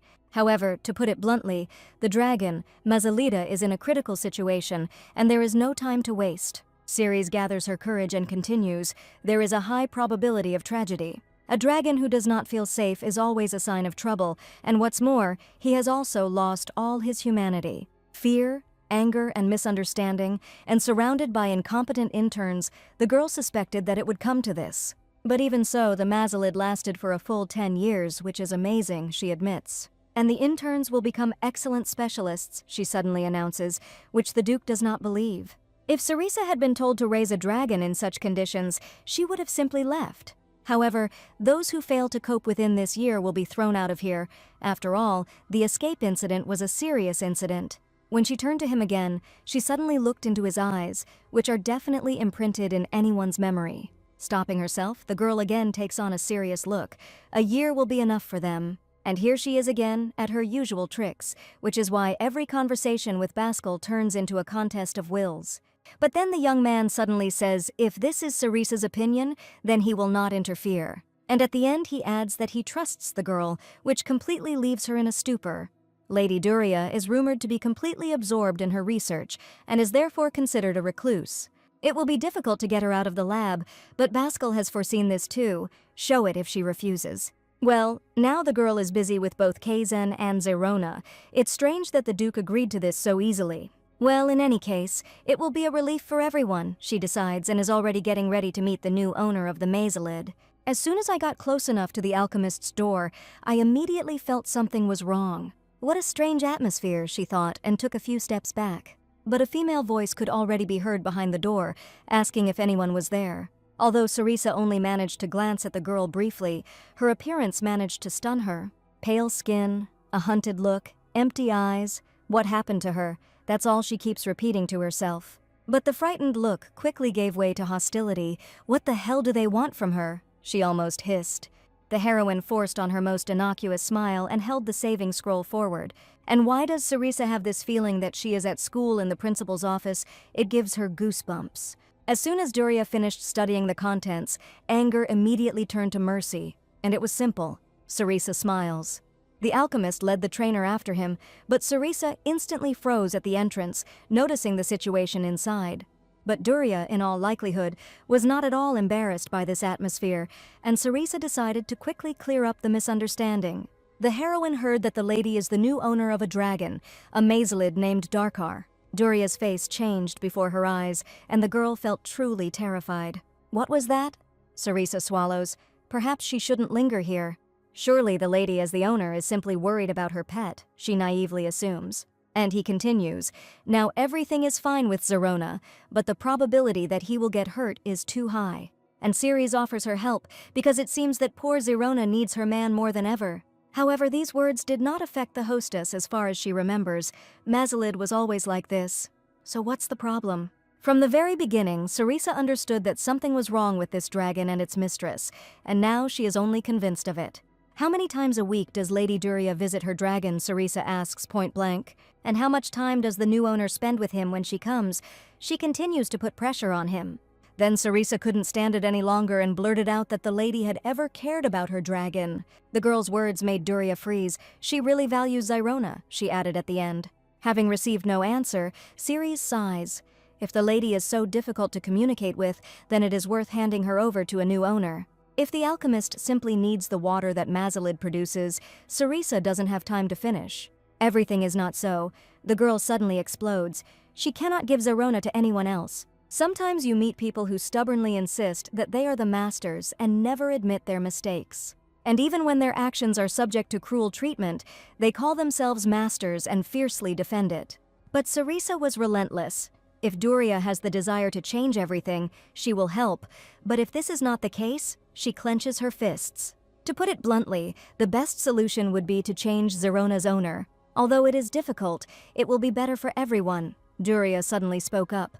She tried so hard. The mistress honestly tried to get closer to Zerona, but she never opened her heart to her. As soon as she approached, Zerona immediately growled, and then that incident happened, and even now Duria does not understand what her fault was. On that terrible day, Zerona was somehow especially irritated, and Duria felt only a burning sensation, and suddenly blood spurted out. They say that if the wound had been even a little deeper, the girl's insides would have fallen out. The girl's scars horrified Sarisa, but even more questions arose in her head, the main one being why she was rejecting help. Some coaches leave the profession after getting injured, suffering from it, and Duria's wound was much deeper than it might seem at first glance. Be that as it may, the girl still cannot part with Zerona. She breaks down in tears. Zerona, the lady sobs, is her father's dragon. That's why she tried so hard to befriend her. But every time she enters her enclosure, the girl returns to that nightmare again, wondering what she should do. Within a few minutes, the heroine was asking the Duke for artifacts to help Duria. Surprisingly, the young man took her request normally, but Ceres was so worried. Although the girl feels that this story has not yet been fully illuminated, and there are dark spots in it. For now, Ceres prioritizes working with Kazan and Zerona, as both are in critical situations. And now magical artifacts are needed for the Mazalid, but in the future they can be used on other dragons as well. To be honest, the Duke was more concerned about the outcome of the situation and the ways to resolve it. And then the heroine had a question: did the milord know that Lady Duria received terrible wounds from her dragon? How could I not know? He suddenly smiles. It was precisely because of this that Baskel fired the trainer responsible for the Mazalid. The girl sighs with relief. It means everything ended with a simple dismissal. But this dismissal is not what you think, the young man suddenly continues, because the Duria family has been involved in alchemy for many years. And, as she can guess, alchemical families have secret knowledge passed down from generation to generation. What does Ceres think were the motives of those trainers who were then specifically trying to get close to Zerona? My lord wants to say, she whispers in horror. That's right, the trainer was sent deliberately, Baskel explains. And his goal was not only to steal secrets, but also to destroy the very family of alchemists of the Duchy of Albrant. Duria herself knows everything, but it seems she was more impressed by the fact that Zerona attacked her. And just because of this, he only asks Ceres, which causes shock in both of them. What does Coach Ceres mean? The Duke approaches her, puzzled, seeing her upset, but does not accuse her of it. The blame for the attack on the lady lay entirely with that scoundrel, she sighs, Duria knew, but she still blamed herself. And the dragon who lost the one he loved, sobs Ceres, how could he easily accept someone else? After going through all this, they both built an impenetrable wall in front of their hearts. But this is how strong it is. Now the heroine wanted only one thing, to help these two unfortunate souls reunite again. Sometimes Zerona makes a completely different sound, and when Duria hears it, for some reason she becomes unbearably sad. That's why the lady didn't want a new master for the dragon, she concludes. On the contrary, she wanted to say that Zerona wasn't the only one who lost a loved one. Tears were streaming down her cheeks. But Duria, being so stupid and clumsy, apparently couldn't convey it. Although none of them are to blame for what happened, each of them suffers so unbearably. Noticing the trainer's sadness, Kazan exchanged glances with the owner, but took no action. To which the Duke gestured to him that the dragon now needed to be near Sarisa. However, Kazan looked questioningly at the young man, never reaching his goal. What to do? He mentally asks. Kazan can do that, Baskel replies telepathically and adds, he can't do it himself. Suddenly the girl felt warmth and opened her eyes, and then Kazan's sweet purring was heard. The huge pet immediately began to rub against her hand, finally erasing the remnants of sadness from her face. The heroine is so grateful to the dragon, because thanks to him she really felt better. And now Kazan must go to the Duke and ask him to pet him, she suddenly says. What makes Baskel think is that it's quite difficult to remain cold with a dragon who asks for affection. But you wouldn't say that Ceres has that degree of composure, the Duke notes. Of course, Cerisa loves dragons with all her heart, but her job is not to love them. And you need to be able to separate the personal from the professional, Kazan, deeply offended, puffs in her ear. Otherwise, every time you have to say goodbye to the dragon after training, it will be too hard. An exception can be made with Baskel's pet, because he really does need a lot of affection, he continues. After all, Cerisa is their personal trainer, he finishes, which completely baffles the heroine. Just like that, for no reason, the girl stared in shock, something Baskel immediately noticed. She has a somewhat defiant look. Well, if that's what Milord Albrandt himself commands, she only answers. Perhaps she doesn't think this proposal is bad either, since Kazan is often depressed. But still, it is worth keeping a certain distance between them, otherwise Cerisa's heart will not withstand separation from him. The baby must have been very upset. The heroine breaks into her warmest smile. There is an explosion of true happiness throughout the valley. Who is the good boy here? She continues. Good job waiting calmly. The coach praises you, and good children get a treat. Since the employer has asked, Cerisa must comply. There is definitely no point in angering the Duke now, although the heroine still cannot understand why there is such a sudden change in mood. Naturally, Mazalid did not give the coach a warm welcome, although she did not even expect this. How strange, even when bundles of soothing incense are lit around her, Zyrona still remains taut as a string. Coach Russell, she asked the student, is it possible to make the door transparent? Of course it's possible. The poor guy must see a threat in every new person after what happened. Only Cerisa is convinced and comes up with a way to change this. She will return soon. The student immediately ran up to her. Was the coach really going to be here? It seems Russell was taking care of Zerona so that her condition did not worsen during this time and she did not attack him. Although it cannot be said that she likes him, even if this is a necessary stage, for Mazalid it is still unpleasant. But Zerone also needs to understand that not all people have evil intentions towards her. And the fact that the dragon does not make contact is only because the person in front of her is not the right one, the heroine continues. And he adds it will be a long road, but they will definitely cope. As if confirming her words, Zerona suddenly looks up, a good sign, she thinks. But right after the tough shift, another problem arose. Kazan smelled another dragon on his trainer. Although his emotional sensitivity turned out to be not as high as Ceres feared. Let Kazan now involuntarily walk in circles. If this way he can get used to the smell of others, it will be an excellent result. Afterwards, the atmosphere became easier and easier. The girl had been near Zerona's enclosure for 2 weeks already. All this time, she and Coach Russell took turns bringing her food. Ceres was responsible for the morning and the student for the evening. She just sat by the enclosure, doing nothing, and it seemed to really help. Zerona calmed down noticeably, and she even reduced the distance between them, although before Zerona had always been lying in the corner, huddled and watching nervously. Now the beauty herself stretches her nose to smell her guests, although Cerisa was sure that this would take months, if not years. The daisies immediately fell into the hands of the astonished heroine. Could there be a happier moment? Who would have thought that a living volcano, such a huge and formidable dragon, is so cute? It's hard to believe, but for the first time since she's been here, Ceres has truly realized how lucky she is. Seeing the joy in his coach, Kazan saw this as his chance. And then he fell heavily to the ground, exposing his belly, of course. Pleasantries were exchanged. Now Agrix is just like a child who is often capricious, she notes, and then an idea occurs to her. What if Kazan and Zerona had switched places and had already brought a new owner to the enclosure? Noticing her fear, Ceres immediately calmed her down, saying that she would be there and would not allow anything irreparable to happen. Duria's hands began to shake treacherously. Everything is fine. That's all she kept repeating. As long as they are not in the enclosure, everything is fine. Cerisa's warm palms immediately covered hers. She needed to check something, so they were here. But if suddenly the lady cannot continue, let her definitely say so, and they will finish. Don't worry too much. Duria will just need to say hello and then leave the enclosure. Of course, after the shock she had received, even such a small thing caused wild fear in the lady. But the girl knew that this was necessary for both of them, and perhaps this way they would still be able to be cured. Duria enters the enclosure and takes a step, then another, and a frightening growl is immediately heard from the shadows. However, gathering all her courage into a fist, the lady continued to walk towards the threat, forcing a smile.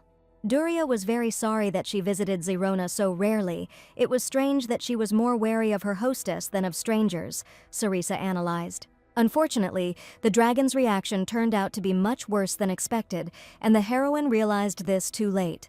No matter how much the frightened girl tried to remain brave, fear consumed her more and more with each passing second. And not without reason, her despair progressed in tandem with Zirona's rage. A minute later, the enraged dragon raises its clawed paw over its mistress. Duria immediately closes her eyes. Her nightmare is repeating itself again. She is shaking with horror. Sarisa is hugging Duria tightly and cannot believe her eyes. Zirona didn't just want to scare, she really wanted to kill, she whispers in shock. And the most surprising thing is that the Mazalid did not try to kill Duria at all. He clenches Ceres's fists. And she is finally convinced of this when another blow falls on the door. Zirona wants to kill me, she says. Which was extremely unexpected and strange, since he and the coach seem to get along. Although this can also be beneficial, Sarisa approaches Duria and calms her down, and then she finds a solution. The lady must push Ceres away with force, as if she is throwing her out, the coach says. You need to act quickly. As soon as she disappears from sight, Duria will have to talk kindly to Zirona and not hesitate. It was scary and even dangerous, but necessary to restore trust between the two of them. Without wasting a second, Duria makes a more cute than serious attempt to push Ceres away.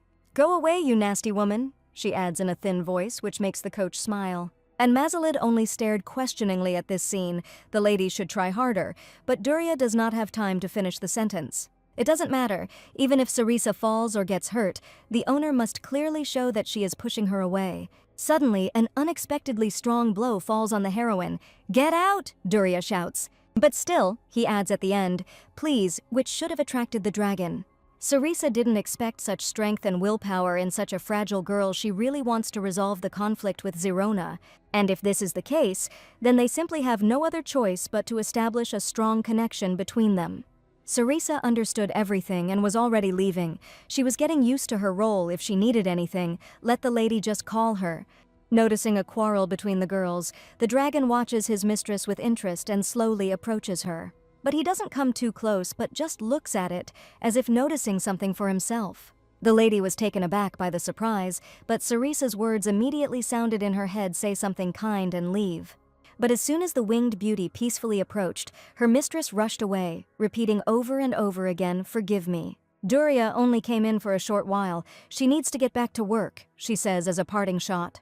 And Mazalid just leans against the wall of the enclosure with displeasure, watching his frightened owner with a look full of incomprehension. Leaving the girl with a poisonous feeling of guilt, she reproaches herself if only Duria had done better. No, it's not the lady's fault at all, the heroine confidently declares, and besides, this is only the first attempt. To put it bluntly, this cannot be considered anyone's fault at all, since the real culprit is absent. Yes, both sides must make an effort, but in Cerise's opinion, both Zirona and Duria are victims right now. But the dragon doesn't hate the lady at all, as Duria thought all this time. But just now, Zirona, she protests. Yes, she was aggressive. Ceres agrees. But it must be acknowledged that the object of the Mazalid's aggression was precisely Cerisa. This cannot be.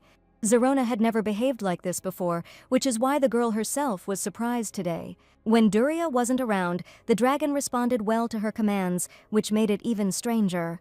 During training, she was always accommodating, which only upset Duria more. But Zirona always ignored the orders of her real mistress, Duria admits with sorrow. This is where the whole problem lies, Ceres guesses and continues.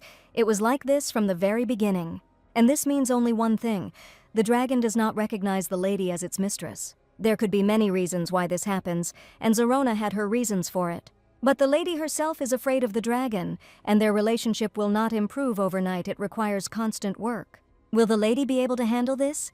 Does the coach really think they can make things work? After all, this dragon was left to the lady by her father. She doesn't want to give it up, but there was no clear answer. However, the heroine can promise one thing. If the lady herself does not refuse, she will devote all her strength and knowledge to this. After these words, Duria's voice broke into sobs. She knows that she is doing everything wrong. But she needs Cerisa's help so much, she needs Zirona so much, she can't give up like this. Naturally, after a difficult meeting, the atmosphere in the Mazalida enclosure was tense. That same girl, the dragon thinks to himself, the cub of her former master, a weak creature. a creature that trembled before the mazelid like a cornered rabbit. Zerona remembers everything, when her master disappeared, and when the dragons around her died, choking on their own blood. And this pathetic human weakling couldn't protect anyone. The dragon starts to roar. "No, Zerona," the girl says confidently, as if reading her thoughts. And confidence was inherent in her father, and the dragon immediately recognized the character trait of his former master. The next moment, the mazelid's anger was replaced by hope, and he began to look at the man warily. And Duria specially put on her father's clothes so that they could both be closer to him. "I said no." That was all the alchemist's cold voice echoed in the dragon's head. But Zerona remembered that her man had disappeared, which meant that all this couldn't be true. She shook her head. Before the dragon, she is still the same pathetic little man, a cowardly traitor, for whom she means nothing. To be honest, Cerisa expected that Mazalid would not give in to his new mistress so easily, after being alone with his pain for so many years. However, this cannot continue for long. Every skirmish brings them both closer to the point of no return. Therefore, there is no longer any time to waste, and besides, the heroine had an ace up her sleeve from the very beginning. As the eldest, the little one, Kazen will have to teach the capricious girl a lesson. There's nothing he can do. "And now everything must go as they rehearsed," Cerisa confidently called out to the lady at the enclosure. As soon as the Mazalid sensed the presence of the largest and most dangerous among them, silence immediately reigned in the stable. Cerisa exchanged glances with Kazen, assuring him that everything was going according to plan, and Duria said, "So this is that rare dragon." And indeed, the coach was right. Kazen is simply amazing. She glances nervously at Zerona, to which Mazalid hisses softly and steps back, already anticipating a new wave of resentment. And the new owner begins to stroke the Agrix, the dragon, right before her own eyes, which naturally enrages Mazalid, which he hastened to share. The terrible roar immediately made the lady feel uneasy. Her body began to shake, but Cerisa told her to continue. What Zerona must understand is that if she does not give in, the person looking at her may leave for another dragon. And this is true, by the way, so it would be better for Mazalida to realize this right now. After all, if Zerona doesn't change her attitude, no matter how much Duria begs, Cerisa will do it anyway. Naturally, Kazen did not tolerate the irritating cries of the Mazalids for long, and quickly reined them in. Of course, Zerona couldn't compete with Kazen and retreated, and this was what the coach was counting on. The heroine immediately told the lady to turn away from her dragon, but he was crying, but he had to go through this. Fortunately, the lady had drunk a potion of courage before this, although excessive consumption causes recklessness. As the trainer said earlier, Duria did a great job and may not be able to go into Zerona's enclosure for another week. At these words, the girl's heart nevertheless sank, because her dragon was so offended and in pain. But Cerisa didn't allow this thought to develop. Zerona's health was not in any danger. She would keep an eye on it. The main lever of pressure approached the coach for his payment. What a sweet boy. Looking at the two of them, the lady realized how much she had been wanting the same closeness with Zerona all this time. Turning back to the stables, I confirmed this once again and asked the trainer to take care of the dragon. "The lady has nothing more to worry about because Zerone will have to worry about it next," Ceres replies. Naturally, Duria didn't have time to worry at all. The week lasted an eternity. As soon as she spotted the coach on the horizon, the girl immediately rushed towards him with a bunch of questions. Since the lady is overwhelmed with questions, the best solution is to look at the dragon herself. The lady, of course, spoke with confidence in her voice, but in reality she was still afraid of the Mazalid's reaction. What decision the dragon had made, whether Duria had pushed him away then, she pondered all week. Although the Mazalid heard the approaching steps of his mistress, for some reason he remained lying motionless. What really surprised the lady was what was wrong with Zerona. Was she really feeling unwell? The dragon slowly approached its mistress and suddenly bowed down before her, which completely stunned her. And then Zerona began to tearfully scratch the wall with her claws, wanting to get a response from the person. "What's going on?" was all Duria kept saying, frozen in question, while the coach sighed with relief. "Now is the time to say something kind," Cerisa adds calmly. Then the girl came right up to him and placed her palm on the glass wall as a sign of an alliance, to which the Mazalid began to apply his forehead to that place, thereby assuring his submission. To be honest, it was all unexpected, but so opportune, because time went on and none of them made any progress. For the first time, the lady saw softness and tenderness in Zerona's character, although she suspected it. Ceres simply made her understand that the lady is the only person who loves and cares for her. Simply put, it was a shock method, but now everything is just beginning. The next step is to build the right relationship between man and dragon, and now Ceres is absolutely sure that these two ladies will succeed.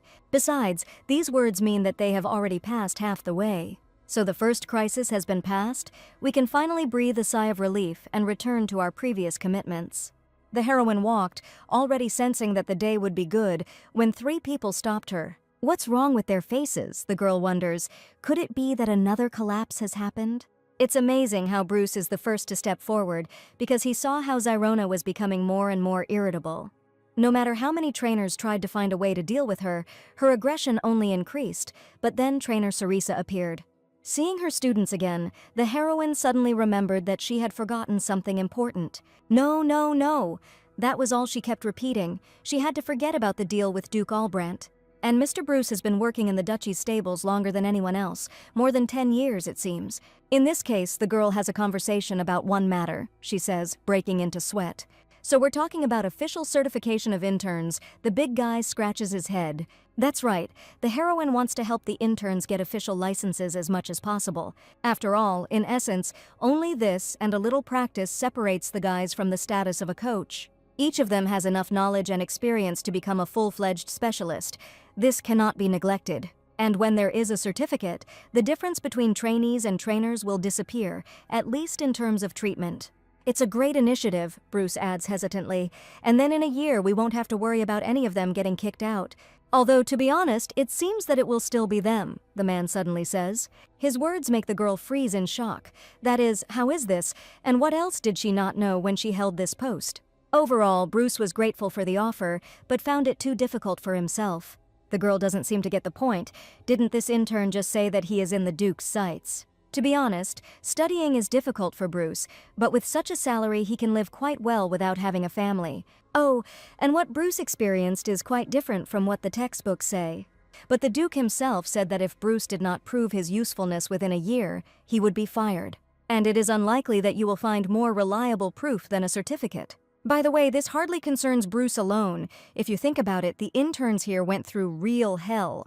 Don't the guys have their own reasons? After all, they passed all the tests of loyalty and controlled the dragons all this time. If Coach Ceres asks if the others' opinions coincide with his, then, in general, yes, he suddenly declares. We're in trouble, the heroine whispers. And why did she suddenly decide that her proposal would definitely make everyone happy? However, the girl has already made a promise to Duke Albrandt, so there is no turning back. The next moment she grabbed his shoulders and muttered through her teeth, I really want everyone to get their certificates. These people have dedicated much more time to the dragon and the duchy than she has, and she is simply offended that they can be kicked out because of some piece of paper. And this knowledge was collected over many decades by people just like themselves. Here the man suddenly gave in. Could it really have been that simple? The heroine's eyes widen. In fact, everyone wants to get a certificate. What did he say? He just kept saying something else. It explodes. Although they wanted a certificate, they did not want to ask her for help, because the trainer was always busy anyway. Caring for so many dragons, taking on the most difficult cases, the trainees sincerely think the trainer is amazing. But the girl doesn't do anything like that. She just acts according to that very charter. To be honest, such care is pleasing, but Cerisa is fine, so they will continue. The heroine spoke from the heart. They are all competent enough to regret their departure. And if the guys are fired from the Duchy of Albrandt, then Cerisa will die from overwork. Then they will start with 3 times a week in the evenings, so that it does not become a burden for anyone. In this case, trainees will be happy to count on their trainer. So the alliance was concluded, but long evenings and pressure from the Duke lay ahead. But each of them will still continue to follow their words. It seems that Cerisa is starting to settle in here. And in the eastern corridor of the castle, the mistress of the Mazalita was so happy for the first time in a long time. The girl hummed a familiar song from her childhood, playing out the image of a new and submissive Zyrona in her head. To be honest, she had thought more than once about giving up the dragon, because what if it would be better for him too? Duria was tired. Zyrona's constant mistrust and aggression, it all seemed endless. And even though a bright streak has arrived now, memories of how she hurt her still come to mind. But at least now she lets him stroke her nose. The Duke hadn't seen a smile on the alchemist's face for a long time. So Lady Duria prepared everything as they had agreed, continues my lord. Of course, she joyfully holds out the chest, which means her relationship with Zyrona is improving. Who would have thought that this was possible, but it really happens. She can stand next to him and even touch Zerona's nose, the girl suddenly blurted out. Sirius is truly a worthy coach, the young man admits, but the merits of Zerona and Duria cannot be denied either. By the way, Duria was still tormented by the question of how much he had to pay the coach to take on Mazalida. In exchange for looking after Zerona, the girl agreed to train interns to obtain a certificate. It seems that this time the Duke finally managed to find a good trainer. Duria agreed with my lord and then thought he had it much worse back then. Noticing the lady's confusion, the Duke hastened to leave, but she asked him a question. "You still don't sleep well," she says, causing the hero to become stupefied and fall silent for a moment. This question shouldn't worry her. He suddenly cuts it off, but long-term use of sleeping pills is not recommended. Even if it is made after consultation with a healer, she does not have time to finish the sentence because the Duke leaves. The only place where Baskel can sleep peacefully is next to Kazan. The hero hastily left, leaving Duria behind with a feeling of helplessness. So Duke Albrandt opened his unapproachable heart to her, just as Zerona did, she thinks. Although it would be wonderful if someday my lord could open up to at least someone. A few minutes later, the heroine had a question that left her stumped. So what should she do if she came to feed the dragon and saw that her employer was sleeping in his pen? Kazan's quiet growl immediately made it clear to the trainer that she should approach on tiptoe since her owner was so exhausted. One step, two, and suddenly something crunches under Cerisa's foot, and both of them immediately freeze in place in fear, waiting for the young man to wake up. Fortunately, this does not happen, and the coach continues to move closer to his goal. And as she got closer, the girl couldn't help but notice how handsome this guy was. I wish he wasn't so harsh, although Cerisa isn't the heroine of the novel, so expecting kindness from Baskel is too much. She sighs dejectedly. She really doesn't want to wake him up. It's terribly inconvenient. But perhaps it's time, and it's time for Kazan to eat, and in general. Is it really possible for the Duke himself to be lying around in the stable on the hay like this? As soon as the heroine came close to the young man, she suddenly felt something burning on her neck. And the next moment the sharp blade of the sword had already slashed her throat, even though Kazan tried to intervene in time. "Who's there?" the Duke's metallic voice rang out, and for the first time it was truly terrifying. If Kazan had delayed even one more second, Baskel's dagger would have taken her life right there. The heroine spent the next minutes in silent shock, while a trickle of hot blood continued to flow down her neck. Having finally awakened from his sleep, the young man immediately recognized Cerisa in front of him and was horrified. Crawling away, the heroine immediately apologized for apparently frightening his lordship. Cerisa came to Kazan to feed him, but my lord was there too, and she tried to wake him up. Throwing aside the dagger, the Duke immediately rushed to examine the girl's wound, realizing what he had done in his unconsciousness. "We need to call the doctors immediately to have Sarah's examined," he says hastily. "By the way, the girl works with dragons, so she gets scratches like this every Tuesday." Cerisa continued to wave it off, saying that everything was fine, when she suddenly noticed a change in Baskel's expression. In the next seconds, the atmosphere around suddenly changed and became tense. The Duke did not recognize anyone. Feeling a strong hand begin to squeeze her throat, the heroine began to call him. And it seems that after several attempts, Cerisa finally managed to bring the milord out of his trance. "It's me," the heroine continued to repeat, "and my lord is now in his own stable with his favorite next to them." A guess flashed through his mind immediately. The Duke was tormented by some memories from the past in which his consciousness was stuck. But Ceres has a feeling that she saw something she shouldn't have seen. Naturally, the best solution would be to pretend that nothing happened. And then suddenly the hero easily tosses the coach up in his arms and carries him somewhere. After all, the girl lost her vigilance for only a minute, and the blood was no longer flowing. And in general, her legs are not damaged and are able to walk on their own, but she will have a scar. He only answers. This happens when working with dragons.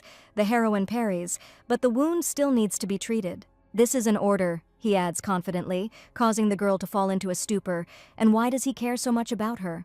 What's wrong with him? She kept repeating to herself, who would have thought that such a stern guy had so much care? Cerisa will only feed Kazan, and then she will go to the doctor, and His Excellency trusts her. Having known her for some time, no, Baskel snaps.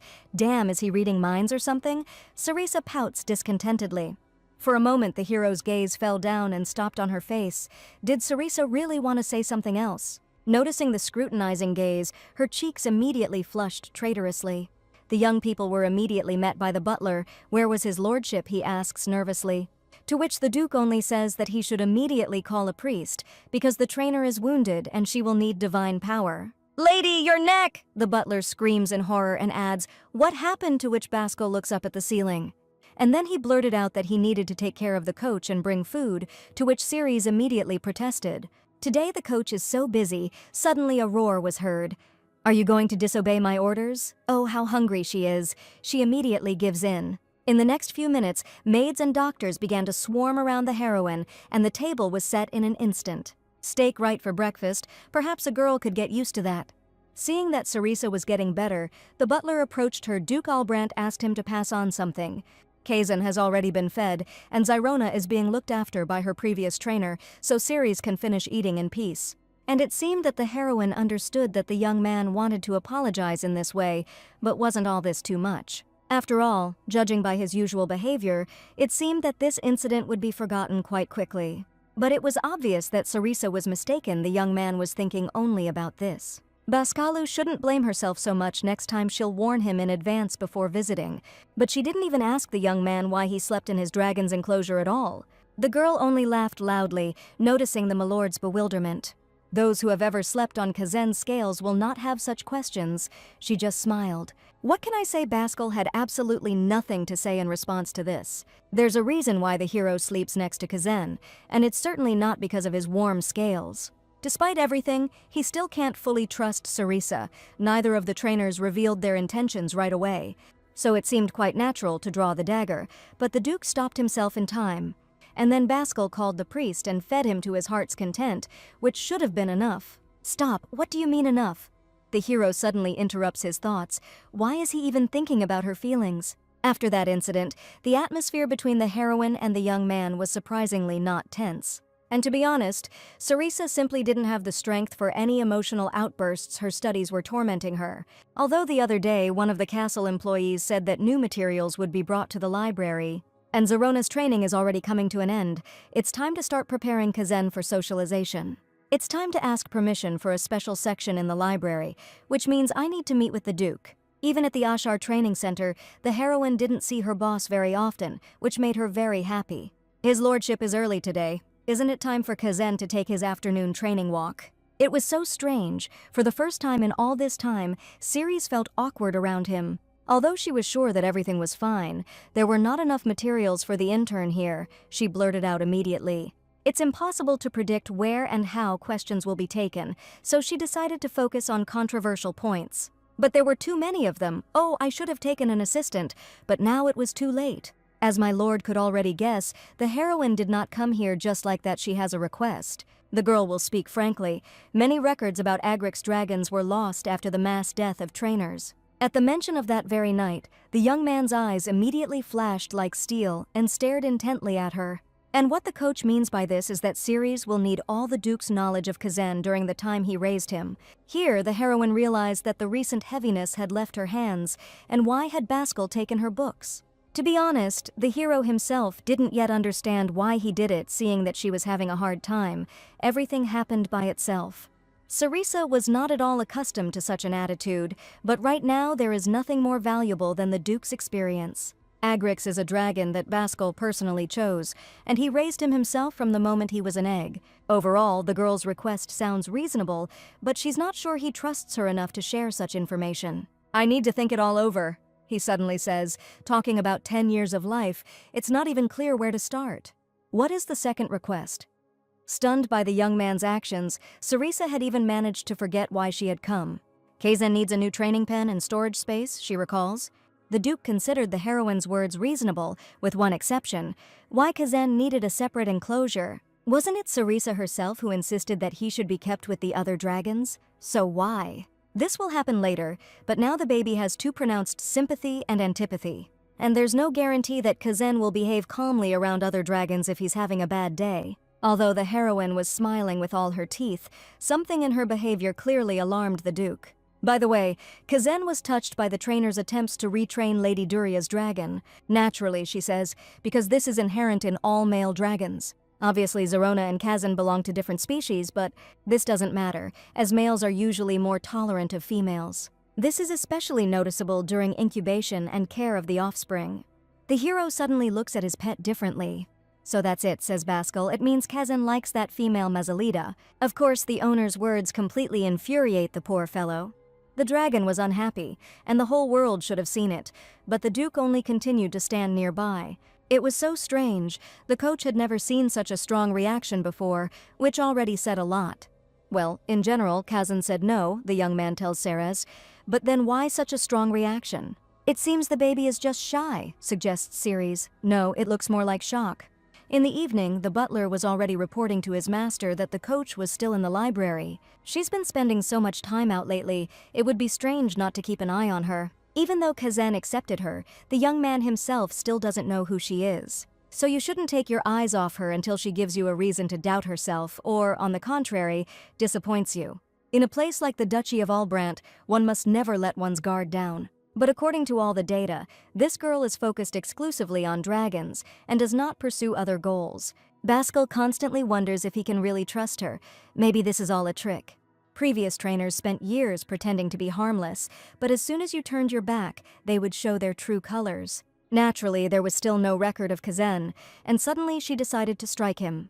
The thought alone made the young man's fists clench, because he would never be able to forgive himself for this.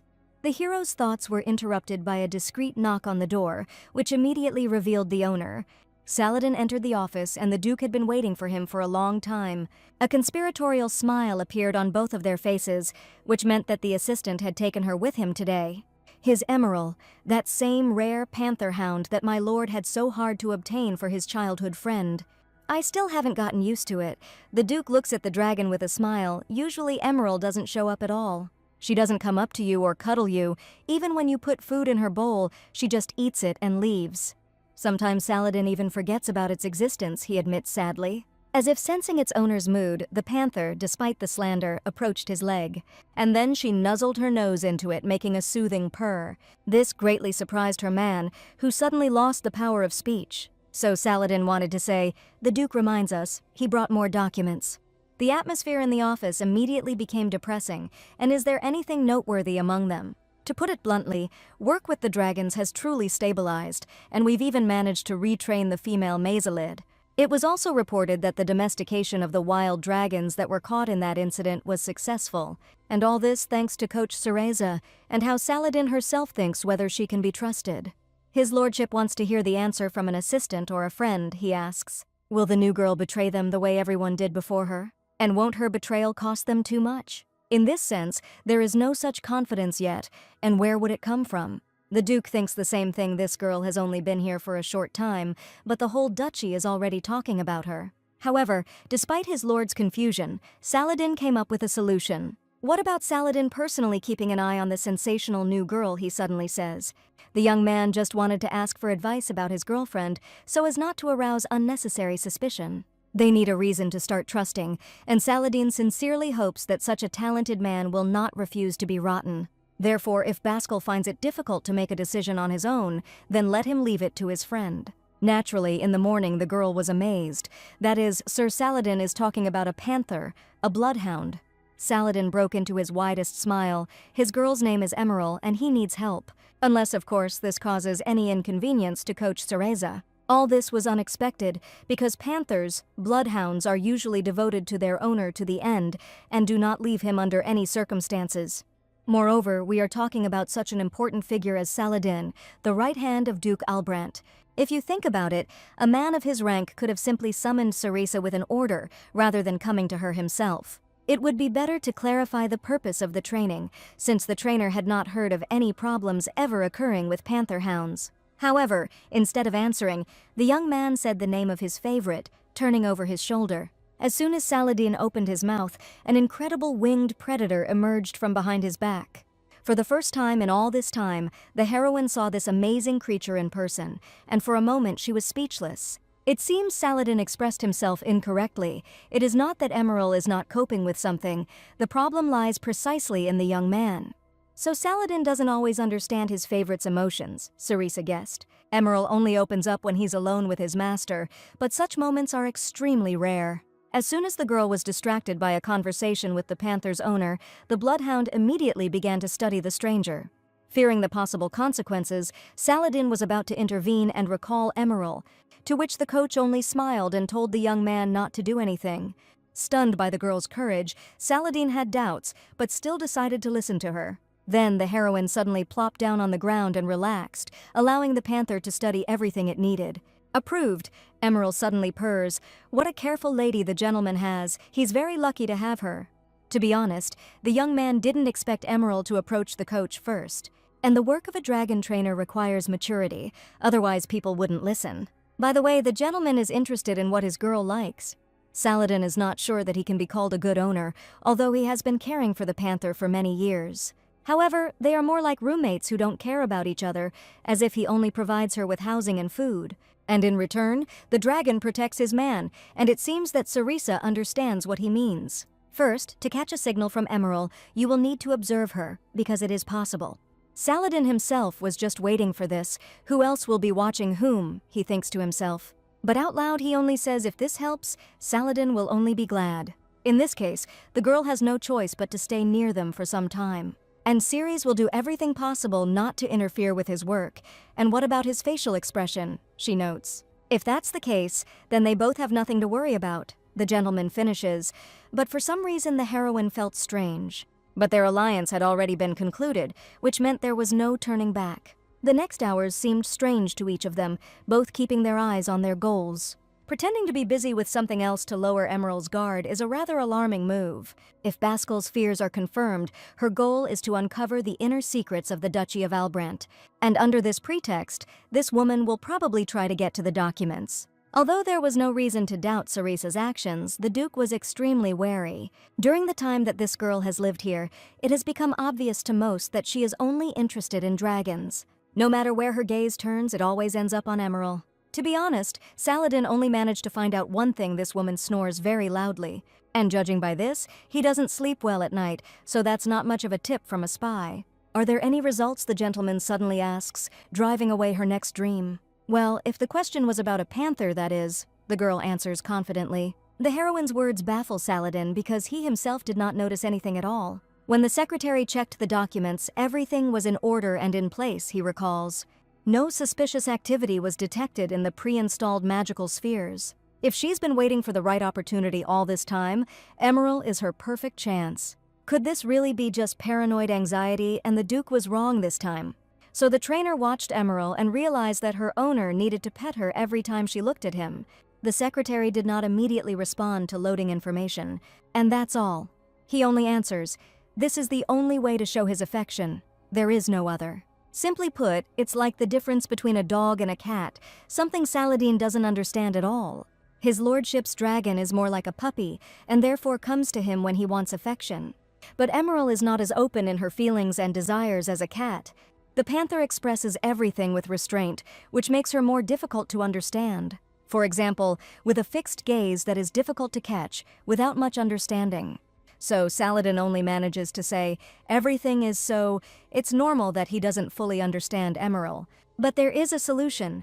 The gentleman needs to accept it and be patient. Over time, these two will learn to feel each other even without verbal cues. Ceres is sure of this. Maybe Mr. Saladin wants to pet the panther right now. She breaks into a smile. To which the young man looked questioningly at his favorite, out of habit waiting for her reaction.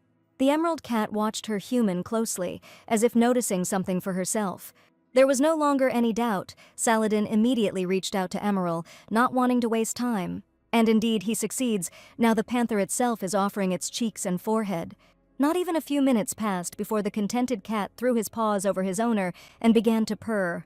For the first time in all this time, Saladin saw such a satisfied face, and he couldn't get enough of it. And once this girl was just the cutest kitten, and now she is a formidable machine, he smiles. Or rather, majestic, inspiring respect and difficult to communicate with, the secretary added. Even if a panther calmly accepts human affection, by nature it is still a dragon. This means it can tear you to shreds, because trouble happens when a person loses his vigilance. Sarisa understands that the gentleman has little free time, but he should use it differently. At least sometimes the two of them should take a walk in nature outside of this office. Looking at the window, the secretary immediately began to doubt the correctness of such a proposal. However, Ceres did not give him a chance to change his mind. It would be right to give him a chance to catch his breath. Emerald has spent so much time protecting her man, she needs to be allowed to just breathe. Another thing is that the heroine stretches contentedly, despising the cramped and dusty offices. To be honest, sitting within four walls and just watching, doing nothing, was unbearable. Emerald probably doesn't like it either, because dragons are supposed to run and play, not just be a bodyguard. Come to think of it, the secretary really did pay little attention to the panther because he was so busy. In fact, Saladin puts his heart and soul into his work, Ceres knew that, and his earnings don't justify it at all. The heroine was definitely crazy. There is a possibility that this is precisely the reason why Emerald does not demand much. The way the panther looks at its owner and lies down at his feet means, don't ignore me. That's when it's worth petting her or treating her to something, or even better, going out for a walk together. Would this really be enough if we showed more warmth, of course? After all, just because Emerald expresses less emotion than others doesn't mean she doesn't feel anything. Doesn't Saladin's favorite look like the happiest woman in the world right now? Seeing his girl's genuine delight, the secretary immediately softened. It worked. She smiles triumphantly. After all, the master should only walk with the panther and rest himself. But then the gentleman suddenly adds, it seems that watching Emerald was not easy for the coach. It seems that this man can read minds. I need to remember that. And that's all. In fact, the problems were not with the panther, but with its owner. It was all because he didn't know how to approach her, but now everything will be fine between the two of them. Ceres is sure of it. But if anything happens, the secretary can safely turn to her, because for her, this is also a rare opportunity to observe the panther hound. To which the young man responded with a ringing laugh, which left Cerisa stunned. And she is a funny person, he said, which surprised his interlocutor even more. First of all, the secretary is obliged to apologize to the coach, after which he bowed. In fact, he only asked for help so that he could observe her.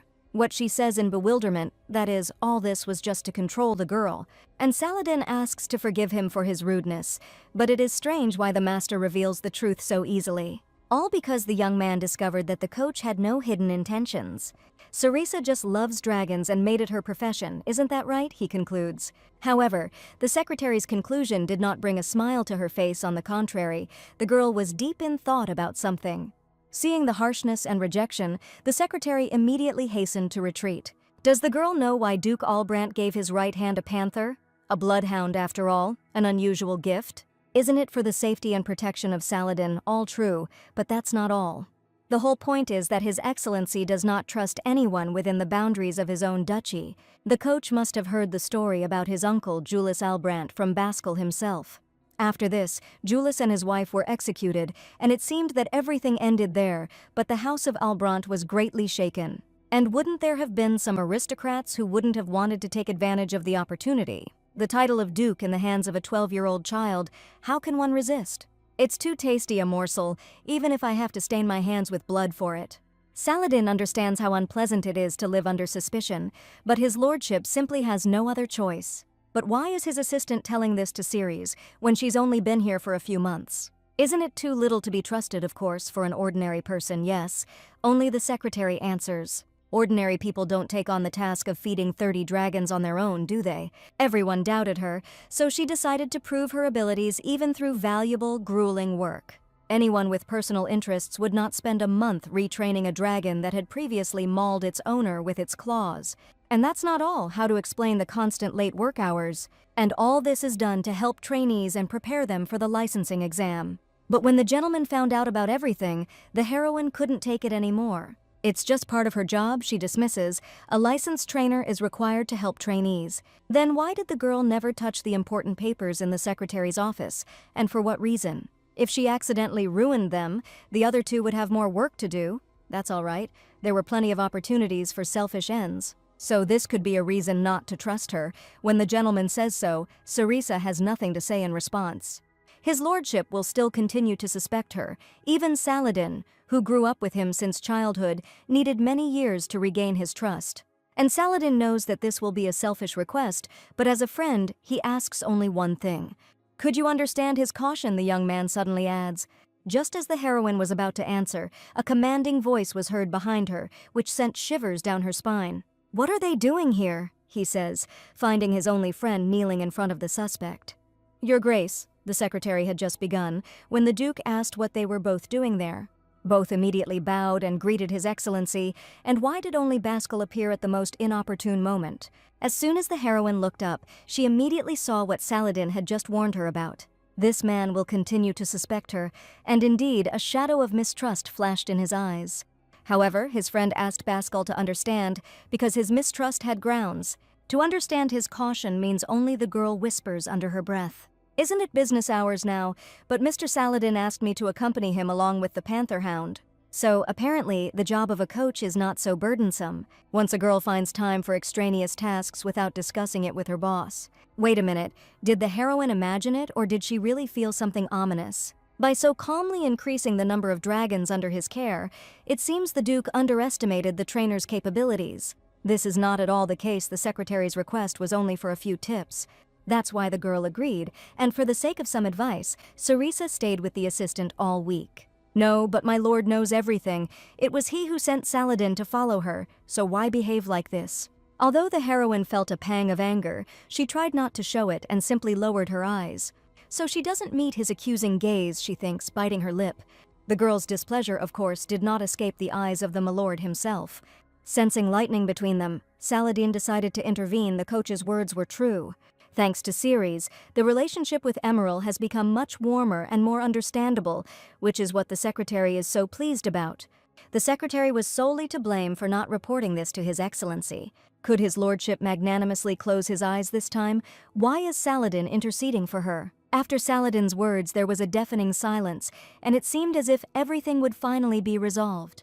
However, that accusing gaze once again pierced the heroine. "What the hell is going on?" she explodes to herself. "What's wrong with this guy? They explained everything to him."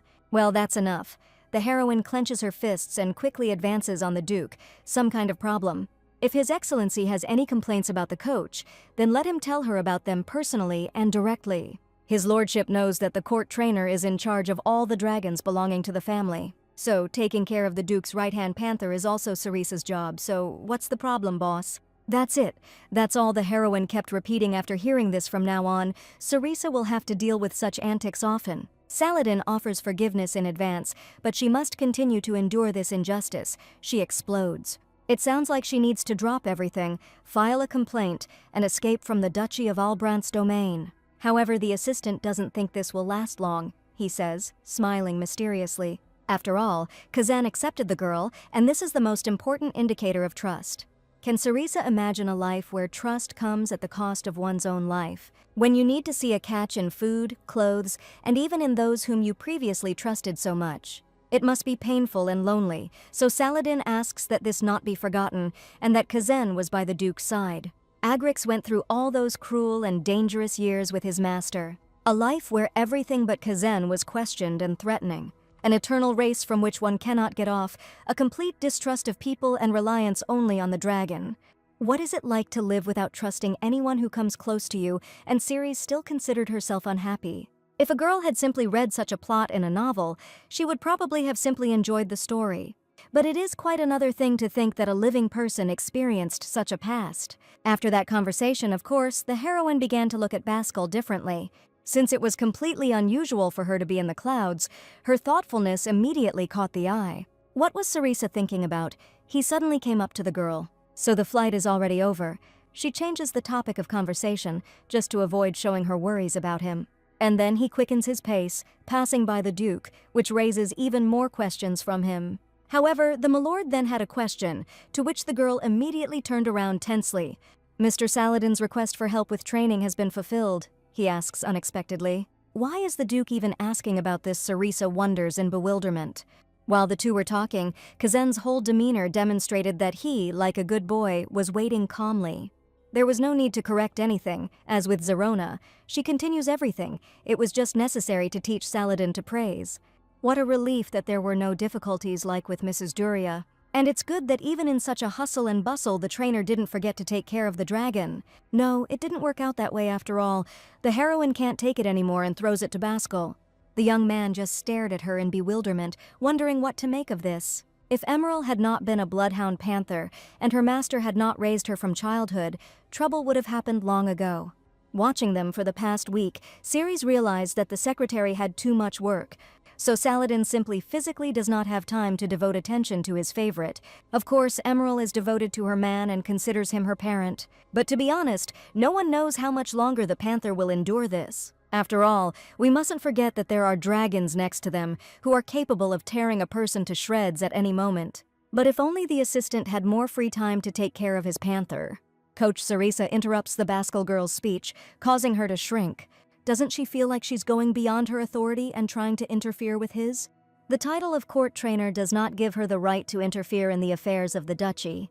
Doesn't the girl understand that this is already arrogance, or does she have another reason for such concern for Saladin? The hero's words fell on Sarisa like a bolt from the blue. At first she couldn't even grasp their meaning. She kept going over in her head what his lordship meant when he spoke of another reason for caring for Saladin. And then the girl finally got the unambiguous hint about her attitude towards the secretary. "Come here, you!" her alter ego burst out, but out loud she only said what his lordship wanted to say. From the very beginning, the Duke entrusted Sarisa with training dragons, but did not intend to be distracted by anything else. This guy is serious now. The heroine clenches her fists, no longer able to contain her rage. So she single-handedly brought order to the stables, something that no one else had been able to do for many years, at the cost of all their strength and time. And in the opinion of his lordship, Sarisa has time for love affairs, and she even eats on the go and sleeps sitting in front of the enclosures. It's embarrassing to even imagine how it could have seemed that there was a romantic interest between him and Saladin. And yet, every hour of her life is scheduled caring for the dragons, training with Kazan, then with Zerona, then training the interns, and then the whole thing repeats itself. This was the first time Sarisa had encountered a bloodhound panther. There is almost no information about such rare species, just like there is about Kazan. So there was barely enough time even to simply observe her, and the Duke only considers her a girl. There are things that are inevitably perceived differently, and to some, even though you get everything rightfully, you are just a girl. Yes, the Duke takes her merits into account, but still sees her as a girl, not a professional. And the difference is not very big, so it does not make Ceres happy. She was hired as a trainer, and as a trainer she was handling dragons, not here as a woman. If she were an ordinary orphan from the center, would she have been accepted into the service of the Duchy of Albrant? The next hours were tense for the hero and lasted an eternity. "Has he completely lost his mind or something?" the Duke repeated over his papers. After all, Bascal knew perfectly well that his assistant would be assigned to her all week to keep an eye on her. Didn't the young man himself give his consent to this? Didn't he want to find a reason to trust Ceres? And Saladin, as always, was just doing his job and finding out everything about the girl, but there was one thing. The Duke really knew everything, but why then did he dislike seeing them together so much? Why did Bascal suddenly become enraged by their closeness, their long conversations and glances? Maybe it was because the girl was smiling at his assistant like that. "What nonsense, have I gone crazy?" thinks Bascal. He has only just begun to come to his senses, and stupid things are creeping into his head again. Kindness is poison. It has always been so. Opening the heart is a luxury for which death follows. How many times did the Duke trust, give in to impulse, and what did he get in the end? Each time he received poison, a curse, or a cold blade in his back in response. But still, why was the hero so upset that Sarisa was next to his friend? There was indeed truth in the girl's words, Bascal couldn't help but admit. She was never a woman here, she was always just a trainer, clearly fulfilling her duties. Today, for the first time, the girl drew a line between them and outlined her intentions. For the first time in all this time, Bascal saw that she was truly angry with him. The moment Sarisa calmly waved Saladin away, the Duke suddenly felt relieved. And it seemed that he no longer heard anything else, although she continued to speak. And her eyes were like shining emeralds, which my lord had not noticed before. It seemed that on this day the hero truly looked at Sarisa for the first time. All this was so strange and incomprehensible for a man who had forbidden himself any expression of emotion for so many years. But the young man knew one thing for sure: he had more and more reasons to apologize to Coach Ceres. Damn, it's only been a few hours since she raised her voice, Sarisa thought. However, no one cancelled the work, and his lordship himself was still sulking at the heroine. This spoiled character, and she herself has no desire to communicate. She mentally curses everything in the world. And since when has the Duke had such connections with the dwarves, Ukandir from the Anson Mountains? The bearded man greets them. The court coach immediately extended his hand and greeted Ukandir in return. Dwarves, short, fond of drink, with thick beards and skills beyond the reach of humans. The whole point is that the new design is intended for training the Duke's favorite and requires the supervision of his trainer. Why is His Excellency so gloomy today, the master suddenly asks. The master could explain what exactly he is going to build, since Sarisa doesn't understand the drawings. First, they will make a spacious cage so that the dragon will be comfortable. The feeder and waterer will be located here so as not to restrict his space. And the door will be on this side and with a triple lock, so it won't open accidentally. If the dwarves are doing it, then it definitely won't open, and Ukandir likes this girl, she speaks directly to his soul. But Ceres would add another transparent wall, but then there would be 2 doors. Their main goal is to introduce Kazen to other dragons so they can see and smell each other. Instead of a separate enclosure, Ceres plans to let him stay and get used to it. This will be a temporary enclosure, not a permanent one. You can even add magic. But transparent materials have weak strength and it will be expensive. Yes, it's certainly not worth spending money on expensive materials for a temporary enclosure, the master concludes. To be honest, the heroine didn't even think about the cost and wanted to know what the Duke himself thought. As soon as the girl turned her head towards him, they suddenly found themselves dangerously close to each other. The hero's heart immediately skipped a beat, which made him freeze in surprise. And the girl continued to look into his eyes, not understanding why she was doing this. What a sweet couple. The master suddenly throws at the young people, making them jump on the spot. After all, they were planning to increase the number of dragons in the duchy, which means these cells would come in handy. Yes, yes, she says, looking away. It has been decided that magic will be used to strengthen the transparent walls. Then they will decide. Ukandir smiles, noticing something for himself. Ah, youth, youth. The master blushes and leaves, leaving them alone. How I just want to disappear from this world right now, Sarisa rubs her temples. Suddenly, the long silence is broken by the Duke himself. What is he up to again? The heroine reproaches herself for everything. Baskel looked around and, making sure that they would not be disturbed, offered to talk. It won't take much time anyway, he said, and confidently moved towards the alley. And what would Baskel say this time, although mentally the girl was already prepared for any outcome? The day was unusually sunny and pleasant, but even it failed to dispel the tension between the heroes. Although the Duke himself suggested talking, he still hasn't decided to start. Which only made the heroine more indignant, and why was he dragging out this conversation for so long? Sarisa couldn't stand it any longer and immediately blurted out what his lordship wanted to talk to her about. Her words made the Duke immediately straighten up and put on a serious look. This was about something recent. In general, the young man begins awkwardly, but immediately falls silent again. What's the matter? Sarisa doesn't understand. She has a lot of work to do, and then she hears, sorry. The heroine didn't hear things correctly. This man had just actually asked her for forgiveness. Earlier, Baskel's words hurt her, so he wants to apologize for his thoughtless actions. Ceres didn't think he would apologize at all, certainly didn't expect him to be the first one and in less than a day. Suddenly, even to herself, the girl bows her head and says, "His lordship has nothing to apologize for." Of course, she really felt uncomfortable, but Sarisa is just a personal trainer and hired worker. So don't bow your head over such trifles, concludes Sarisa. And he adds at the end, she is not at all the one to whom Duke Albrandt should bow his head. If the only trainer in the duchy is not an outstanding person, then her gaze is worth nothing at all. After what he said, the young man immediately bit his lip. Damn, that wasn't what he wanted to say at all. In fact, female dog trainers hear such words very often. What Ceres said then was just a reflex from her experience at the center, so she should be the one apologizing. So the girl allowed herself to be rude while being the Duke's personal trainer, she announces. And for his excessive rudeness, the coach asks his lordship for forgiveness. So the heroine asks not to take her harshness to heart. From now on, she will be more restrained. And why does Sarisa suddenly feel so uncomfortable with almost everything the Duke says? Yes, his words really hurt, but the heroine did not at all hope that he would actually apologize for it. Why, she continues, because he is a nobleman, and a high-ranking one at that. Usually aristocrats always limited themselves to words, "How dare you, commoner?" The same idiot Torneg, has she ever heard the words sorry or thank you for nothing? Naturally, after communicating with such a rabble of boors, the girl simply no longer expected respect from anyone. And then he, so stern and cold, suddenly destroys her world and declares that he was wrong. This makes the heroine even more uneasy. It would be better if he just continued to be bossy. After all, with such behavior, she doesn't know at all how to behave. Here the Duke says trainers who can handle agrixes are extremely rare, so let her throw out some words about a commoner, or the Duke's decision will be worth nothing. Yes, his lordship was rude and apologizes for it, hoping that she will accept it.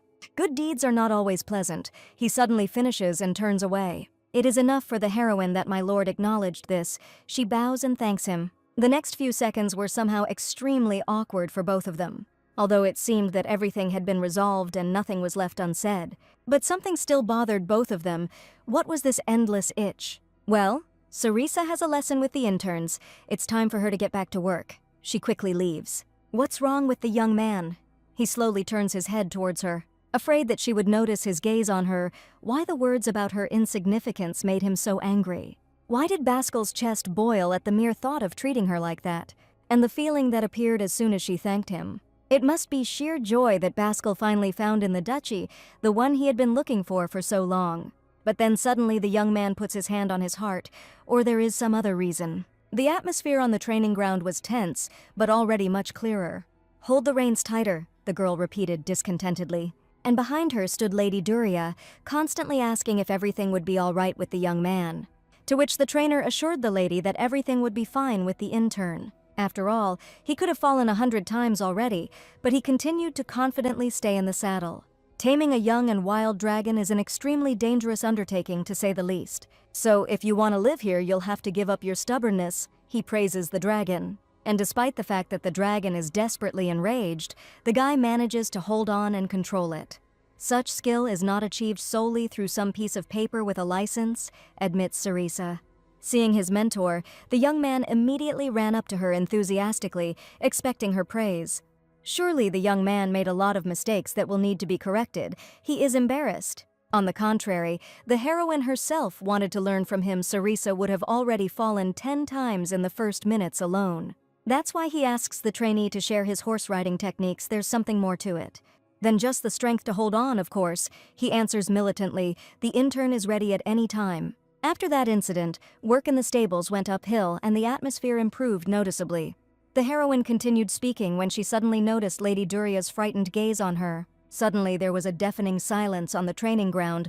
What's going on? Asked Sarisa. Everything was going so well just now, but Coach Cereza has a nosebleed. However, the girl herself just waves it off, saying that everything is fine, continuing to talk about dragons.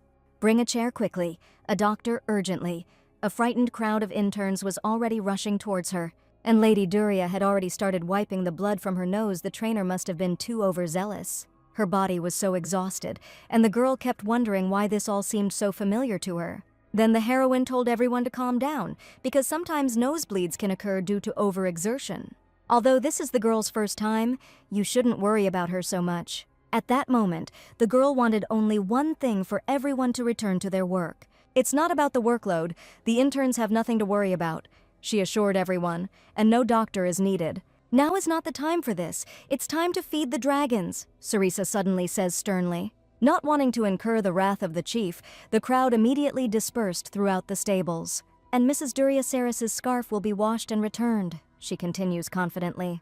To which the alchemist ignores her and continues to rummage through his chest in search of something suitable. Of course, the girl had more worries, but she didn't feel particularly tired. Damn, now it looks like she's working tirelessly. It's awkward. How? She thinks. The following days, the heroine did not feel exhausted at all, so she took up the materials again. Just a little more, and the trainees will have a good basis for the exams, but then blood starts dripping from their noses again. Damn it again, she swears.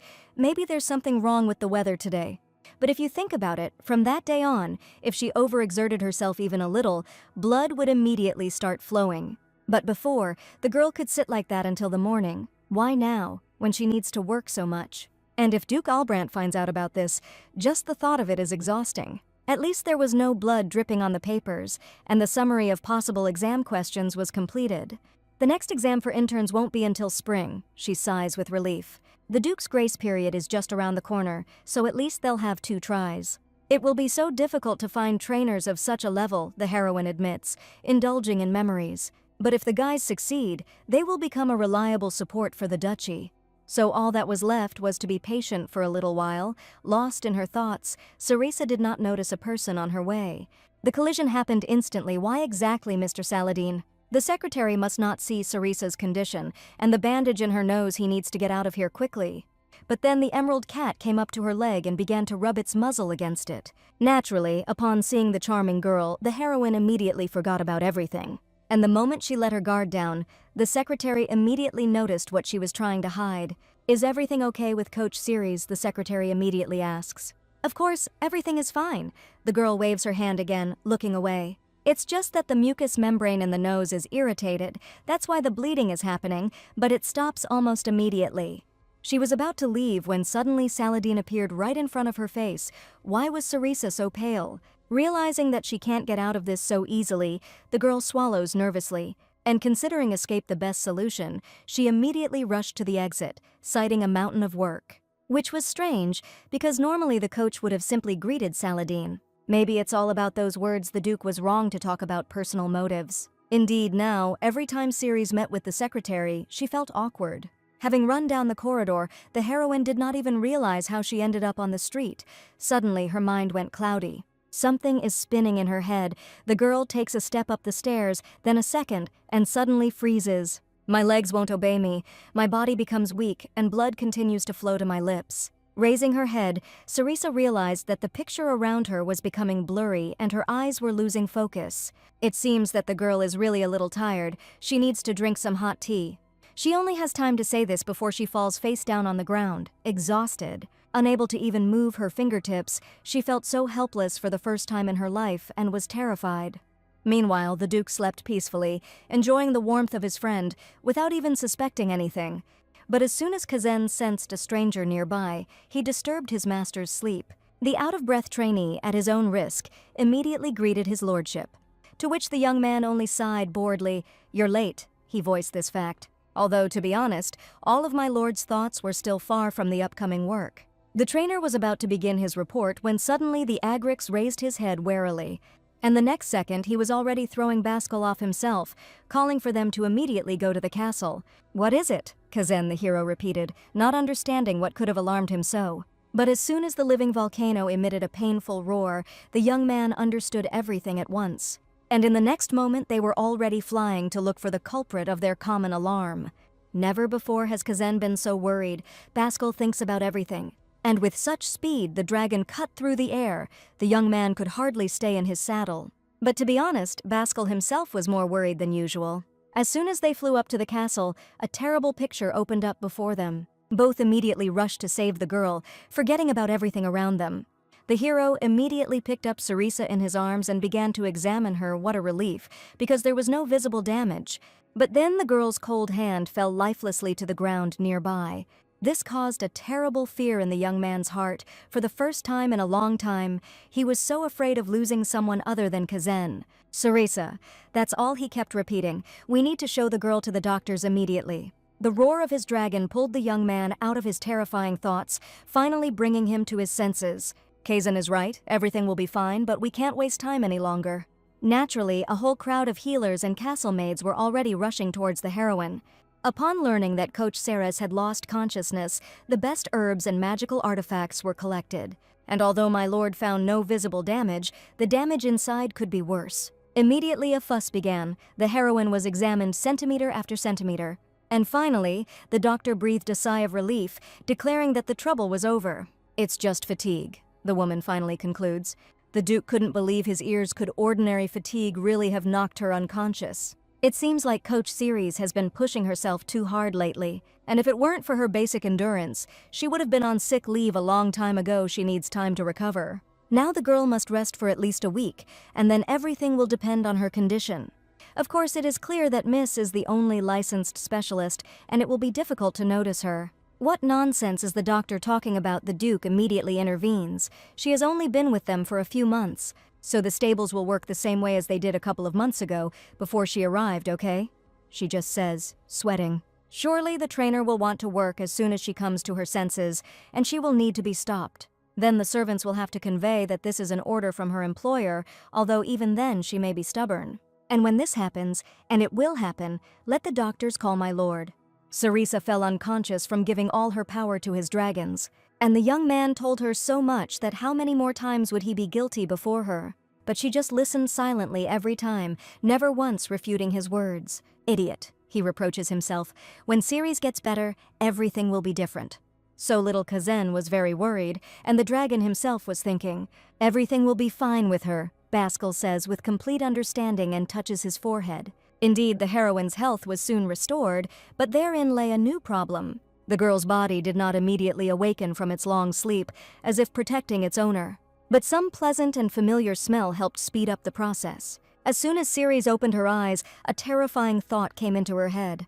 Dragons, interns, they will all die without her. That's all she kept repeating after waking up. Don't be afraid. Cerisa is in the hospital of the Duke's House of Albrandt. His lordship and Kazan found the girl unconscious and brought her here. What actually happened, she remembers, is that she prepared questions for the interns and went to them. And in the next seconds, she was already running barefoot to the exit. Kazan, Zarona, Emerald, she repeated, helplessly searching for a way out. But no, she got caught. Suddenly, someone's strong hand lands on her shoulder. What is the Duke doing here? She stared at the young man in bewilderment. But for some reason, for the first time, the young man ignored the flow of her experiences. Baskel only asked the doctor if the trainer had recovered, to which she shook her head. Cerisa heard everything. That's all he said and immediately picked her up in his arms. And then he throws her back into bed? What the hell was that, she asks hysterically. Losing consciousness is a serious thing. No one will benefit if the coach is completely laid up. Helping the interns after work, in addition to Kazen, considering the matter urgent, she also took Zyrona and Emerald when she was generally resting. No arguments? Ceres looks down. And what did she even hope for with such a schedule? Cerisa thought she was getting enough rest. A blatant lie, she admitted to herself. Suddenly, everything around went dark, as if someone had turned off the light. Is it really starting again? Just like then, everything went dark in her eyes. Stop. Cerisa freezes. Ka! The girl points her finger at the window, not understanding whether she has gone crazy.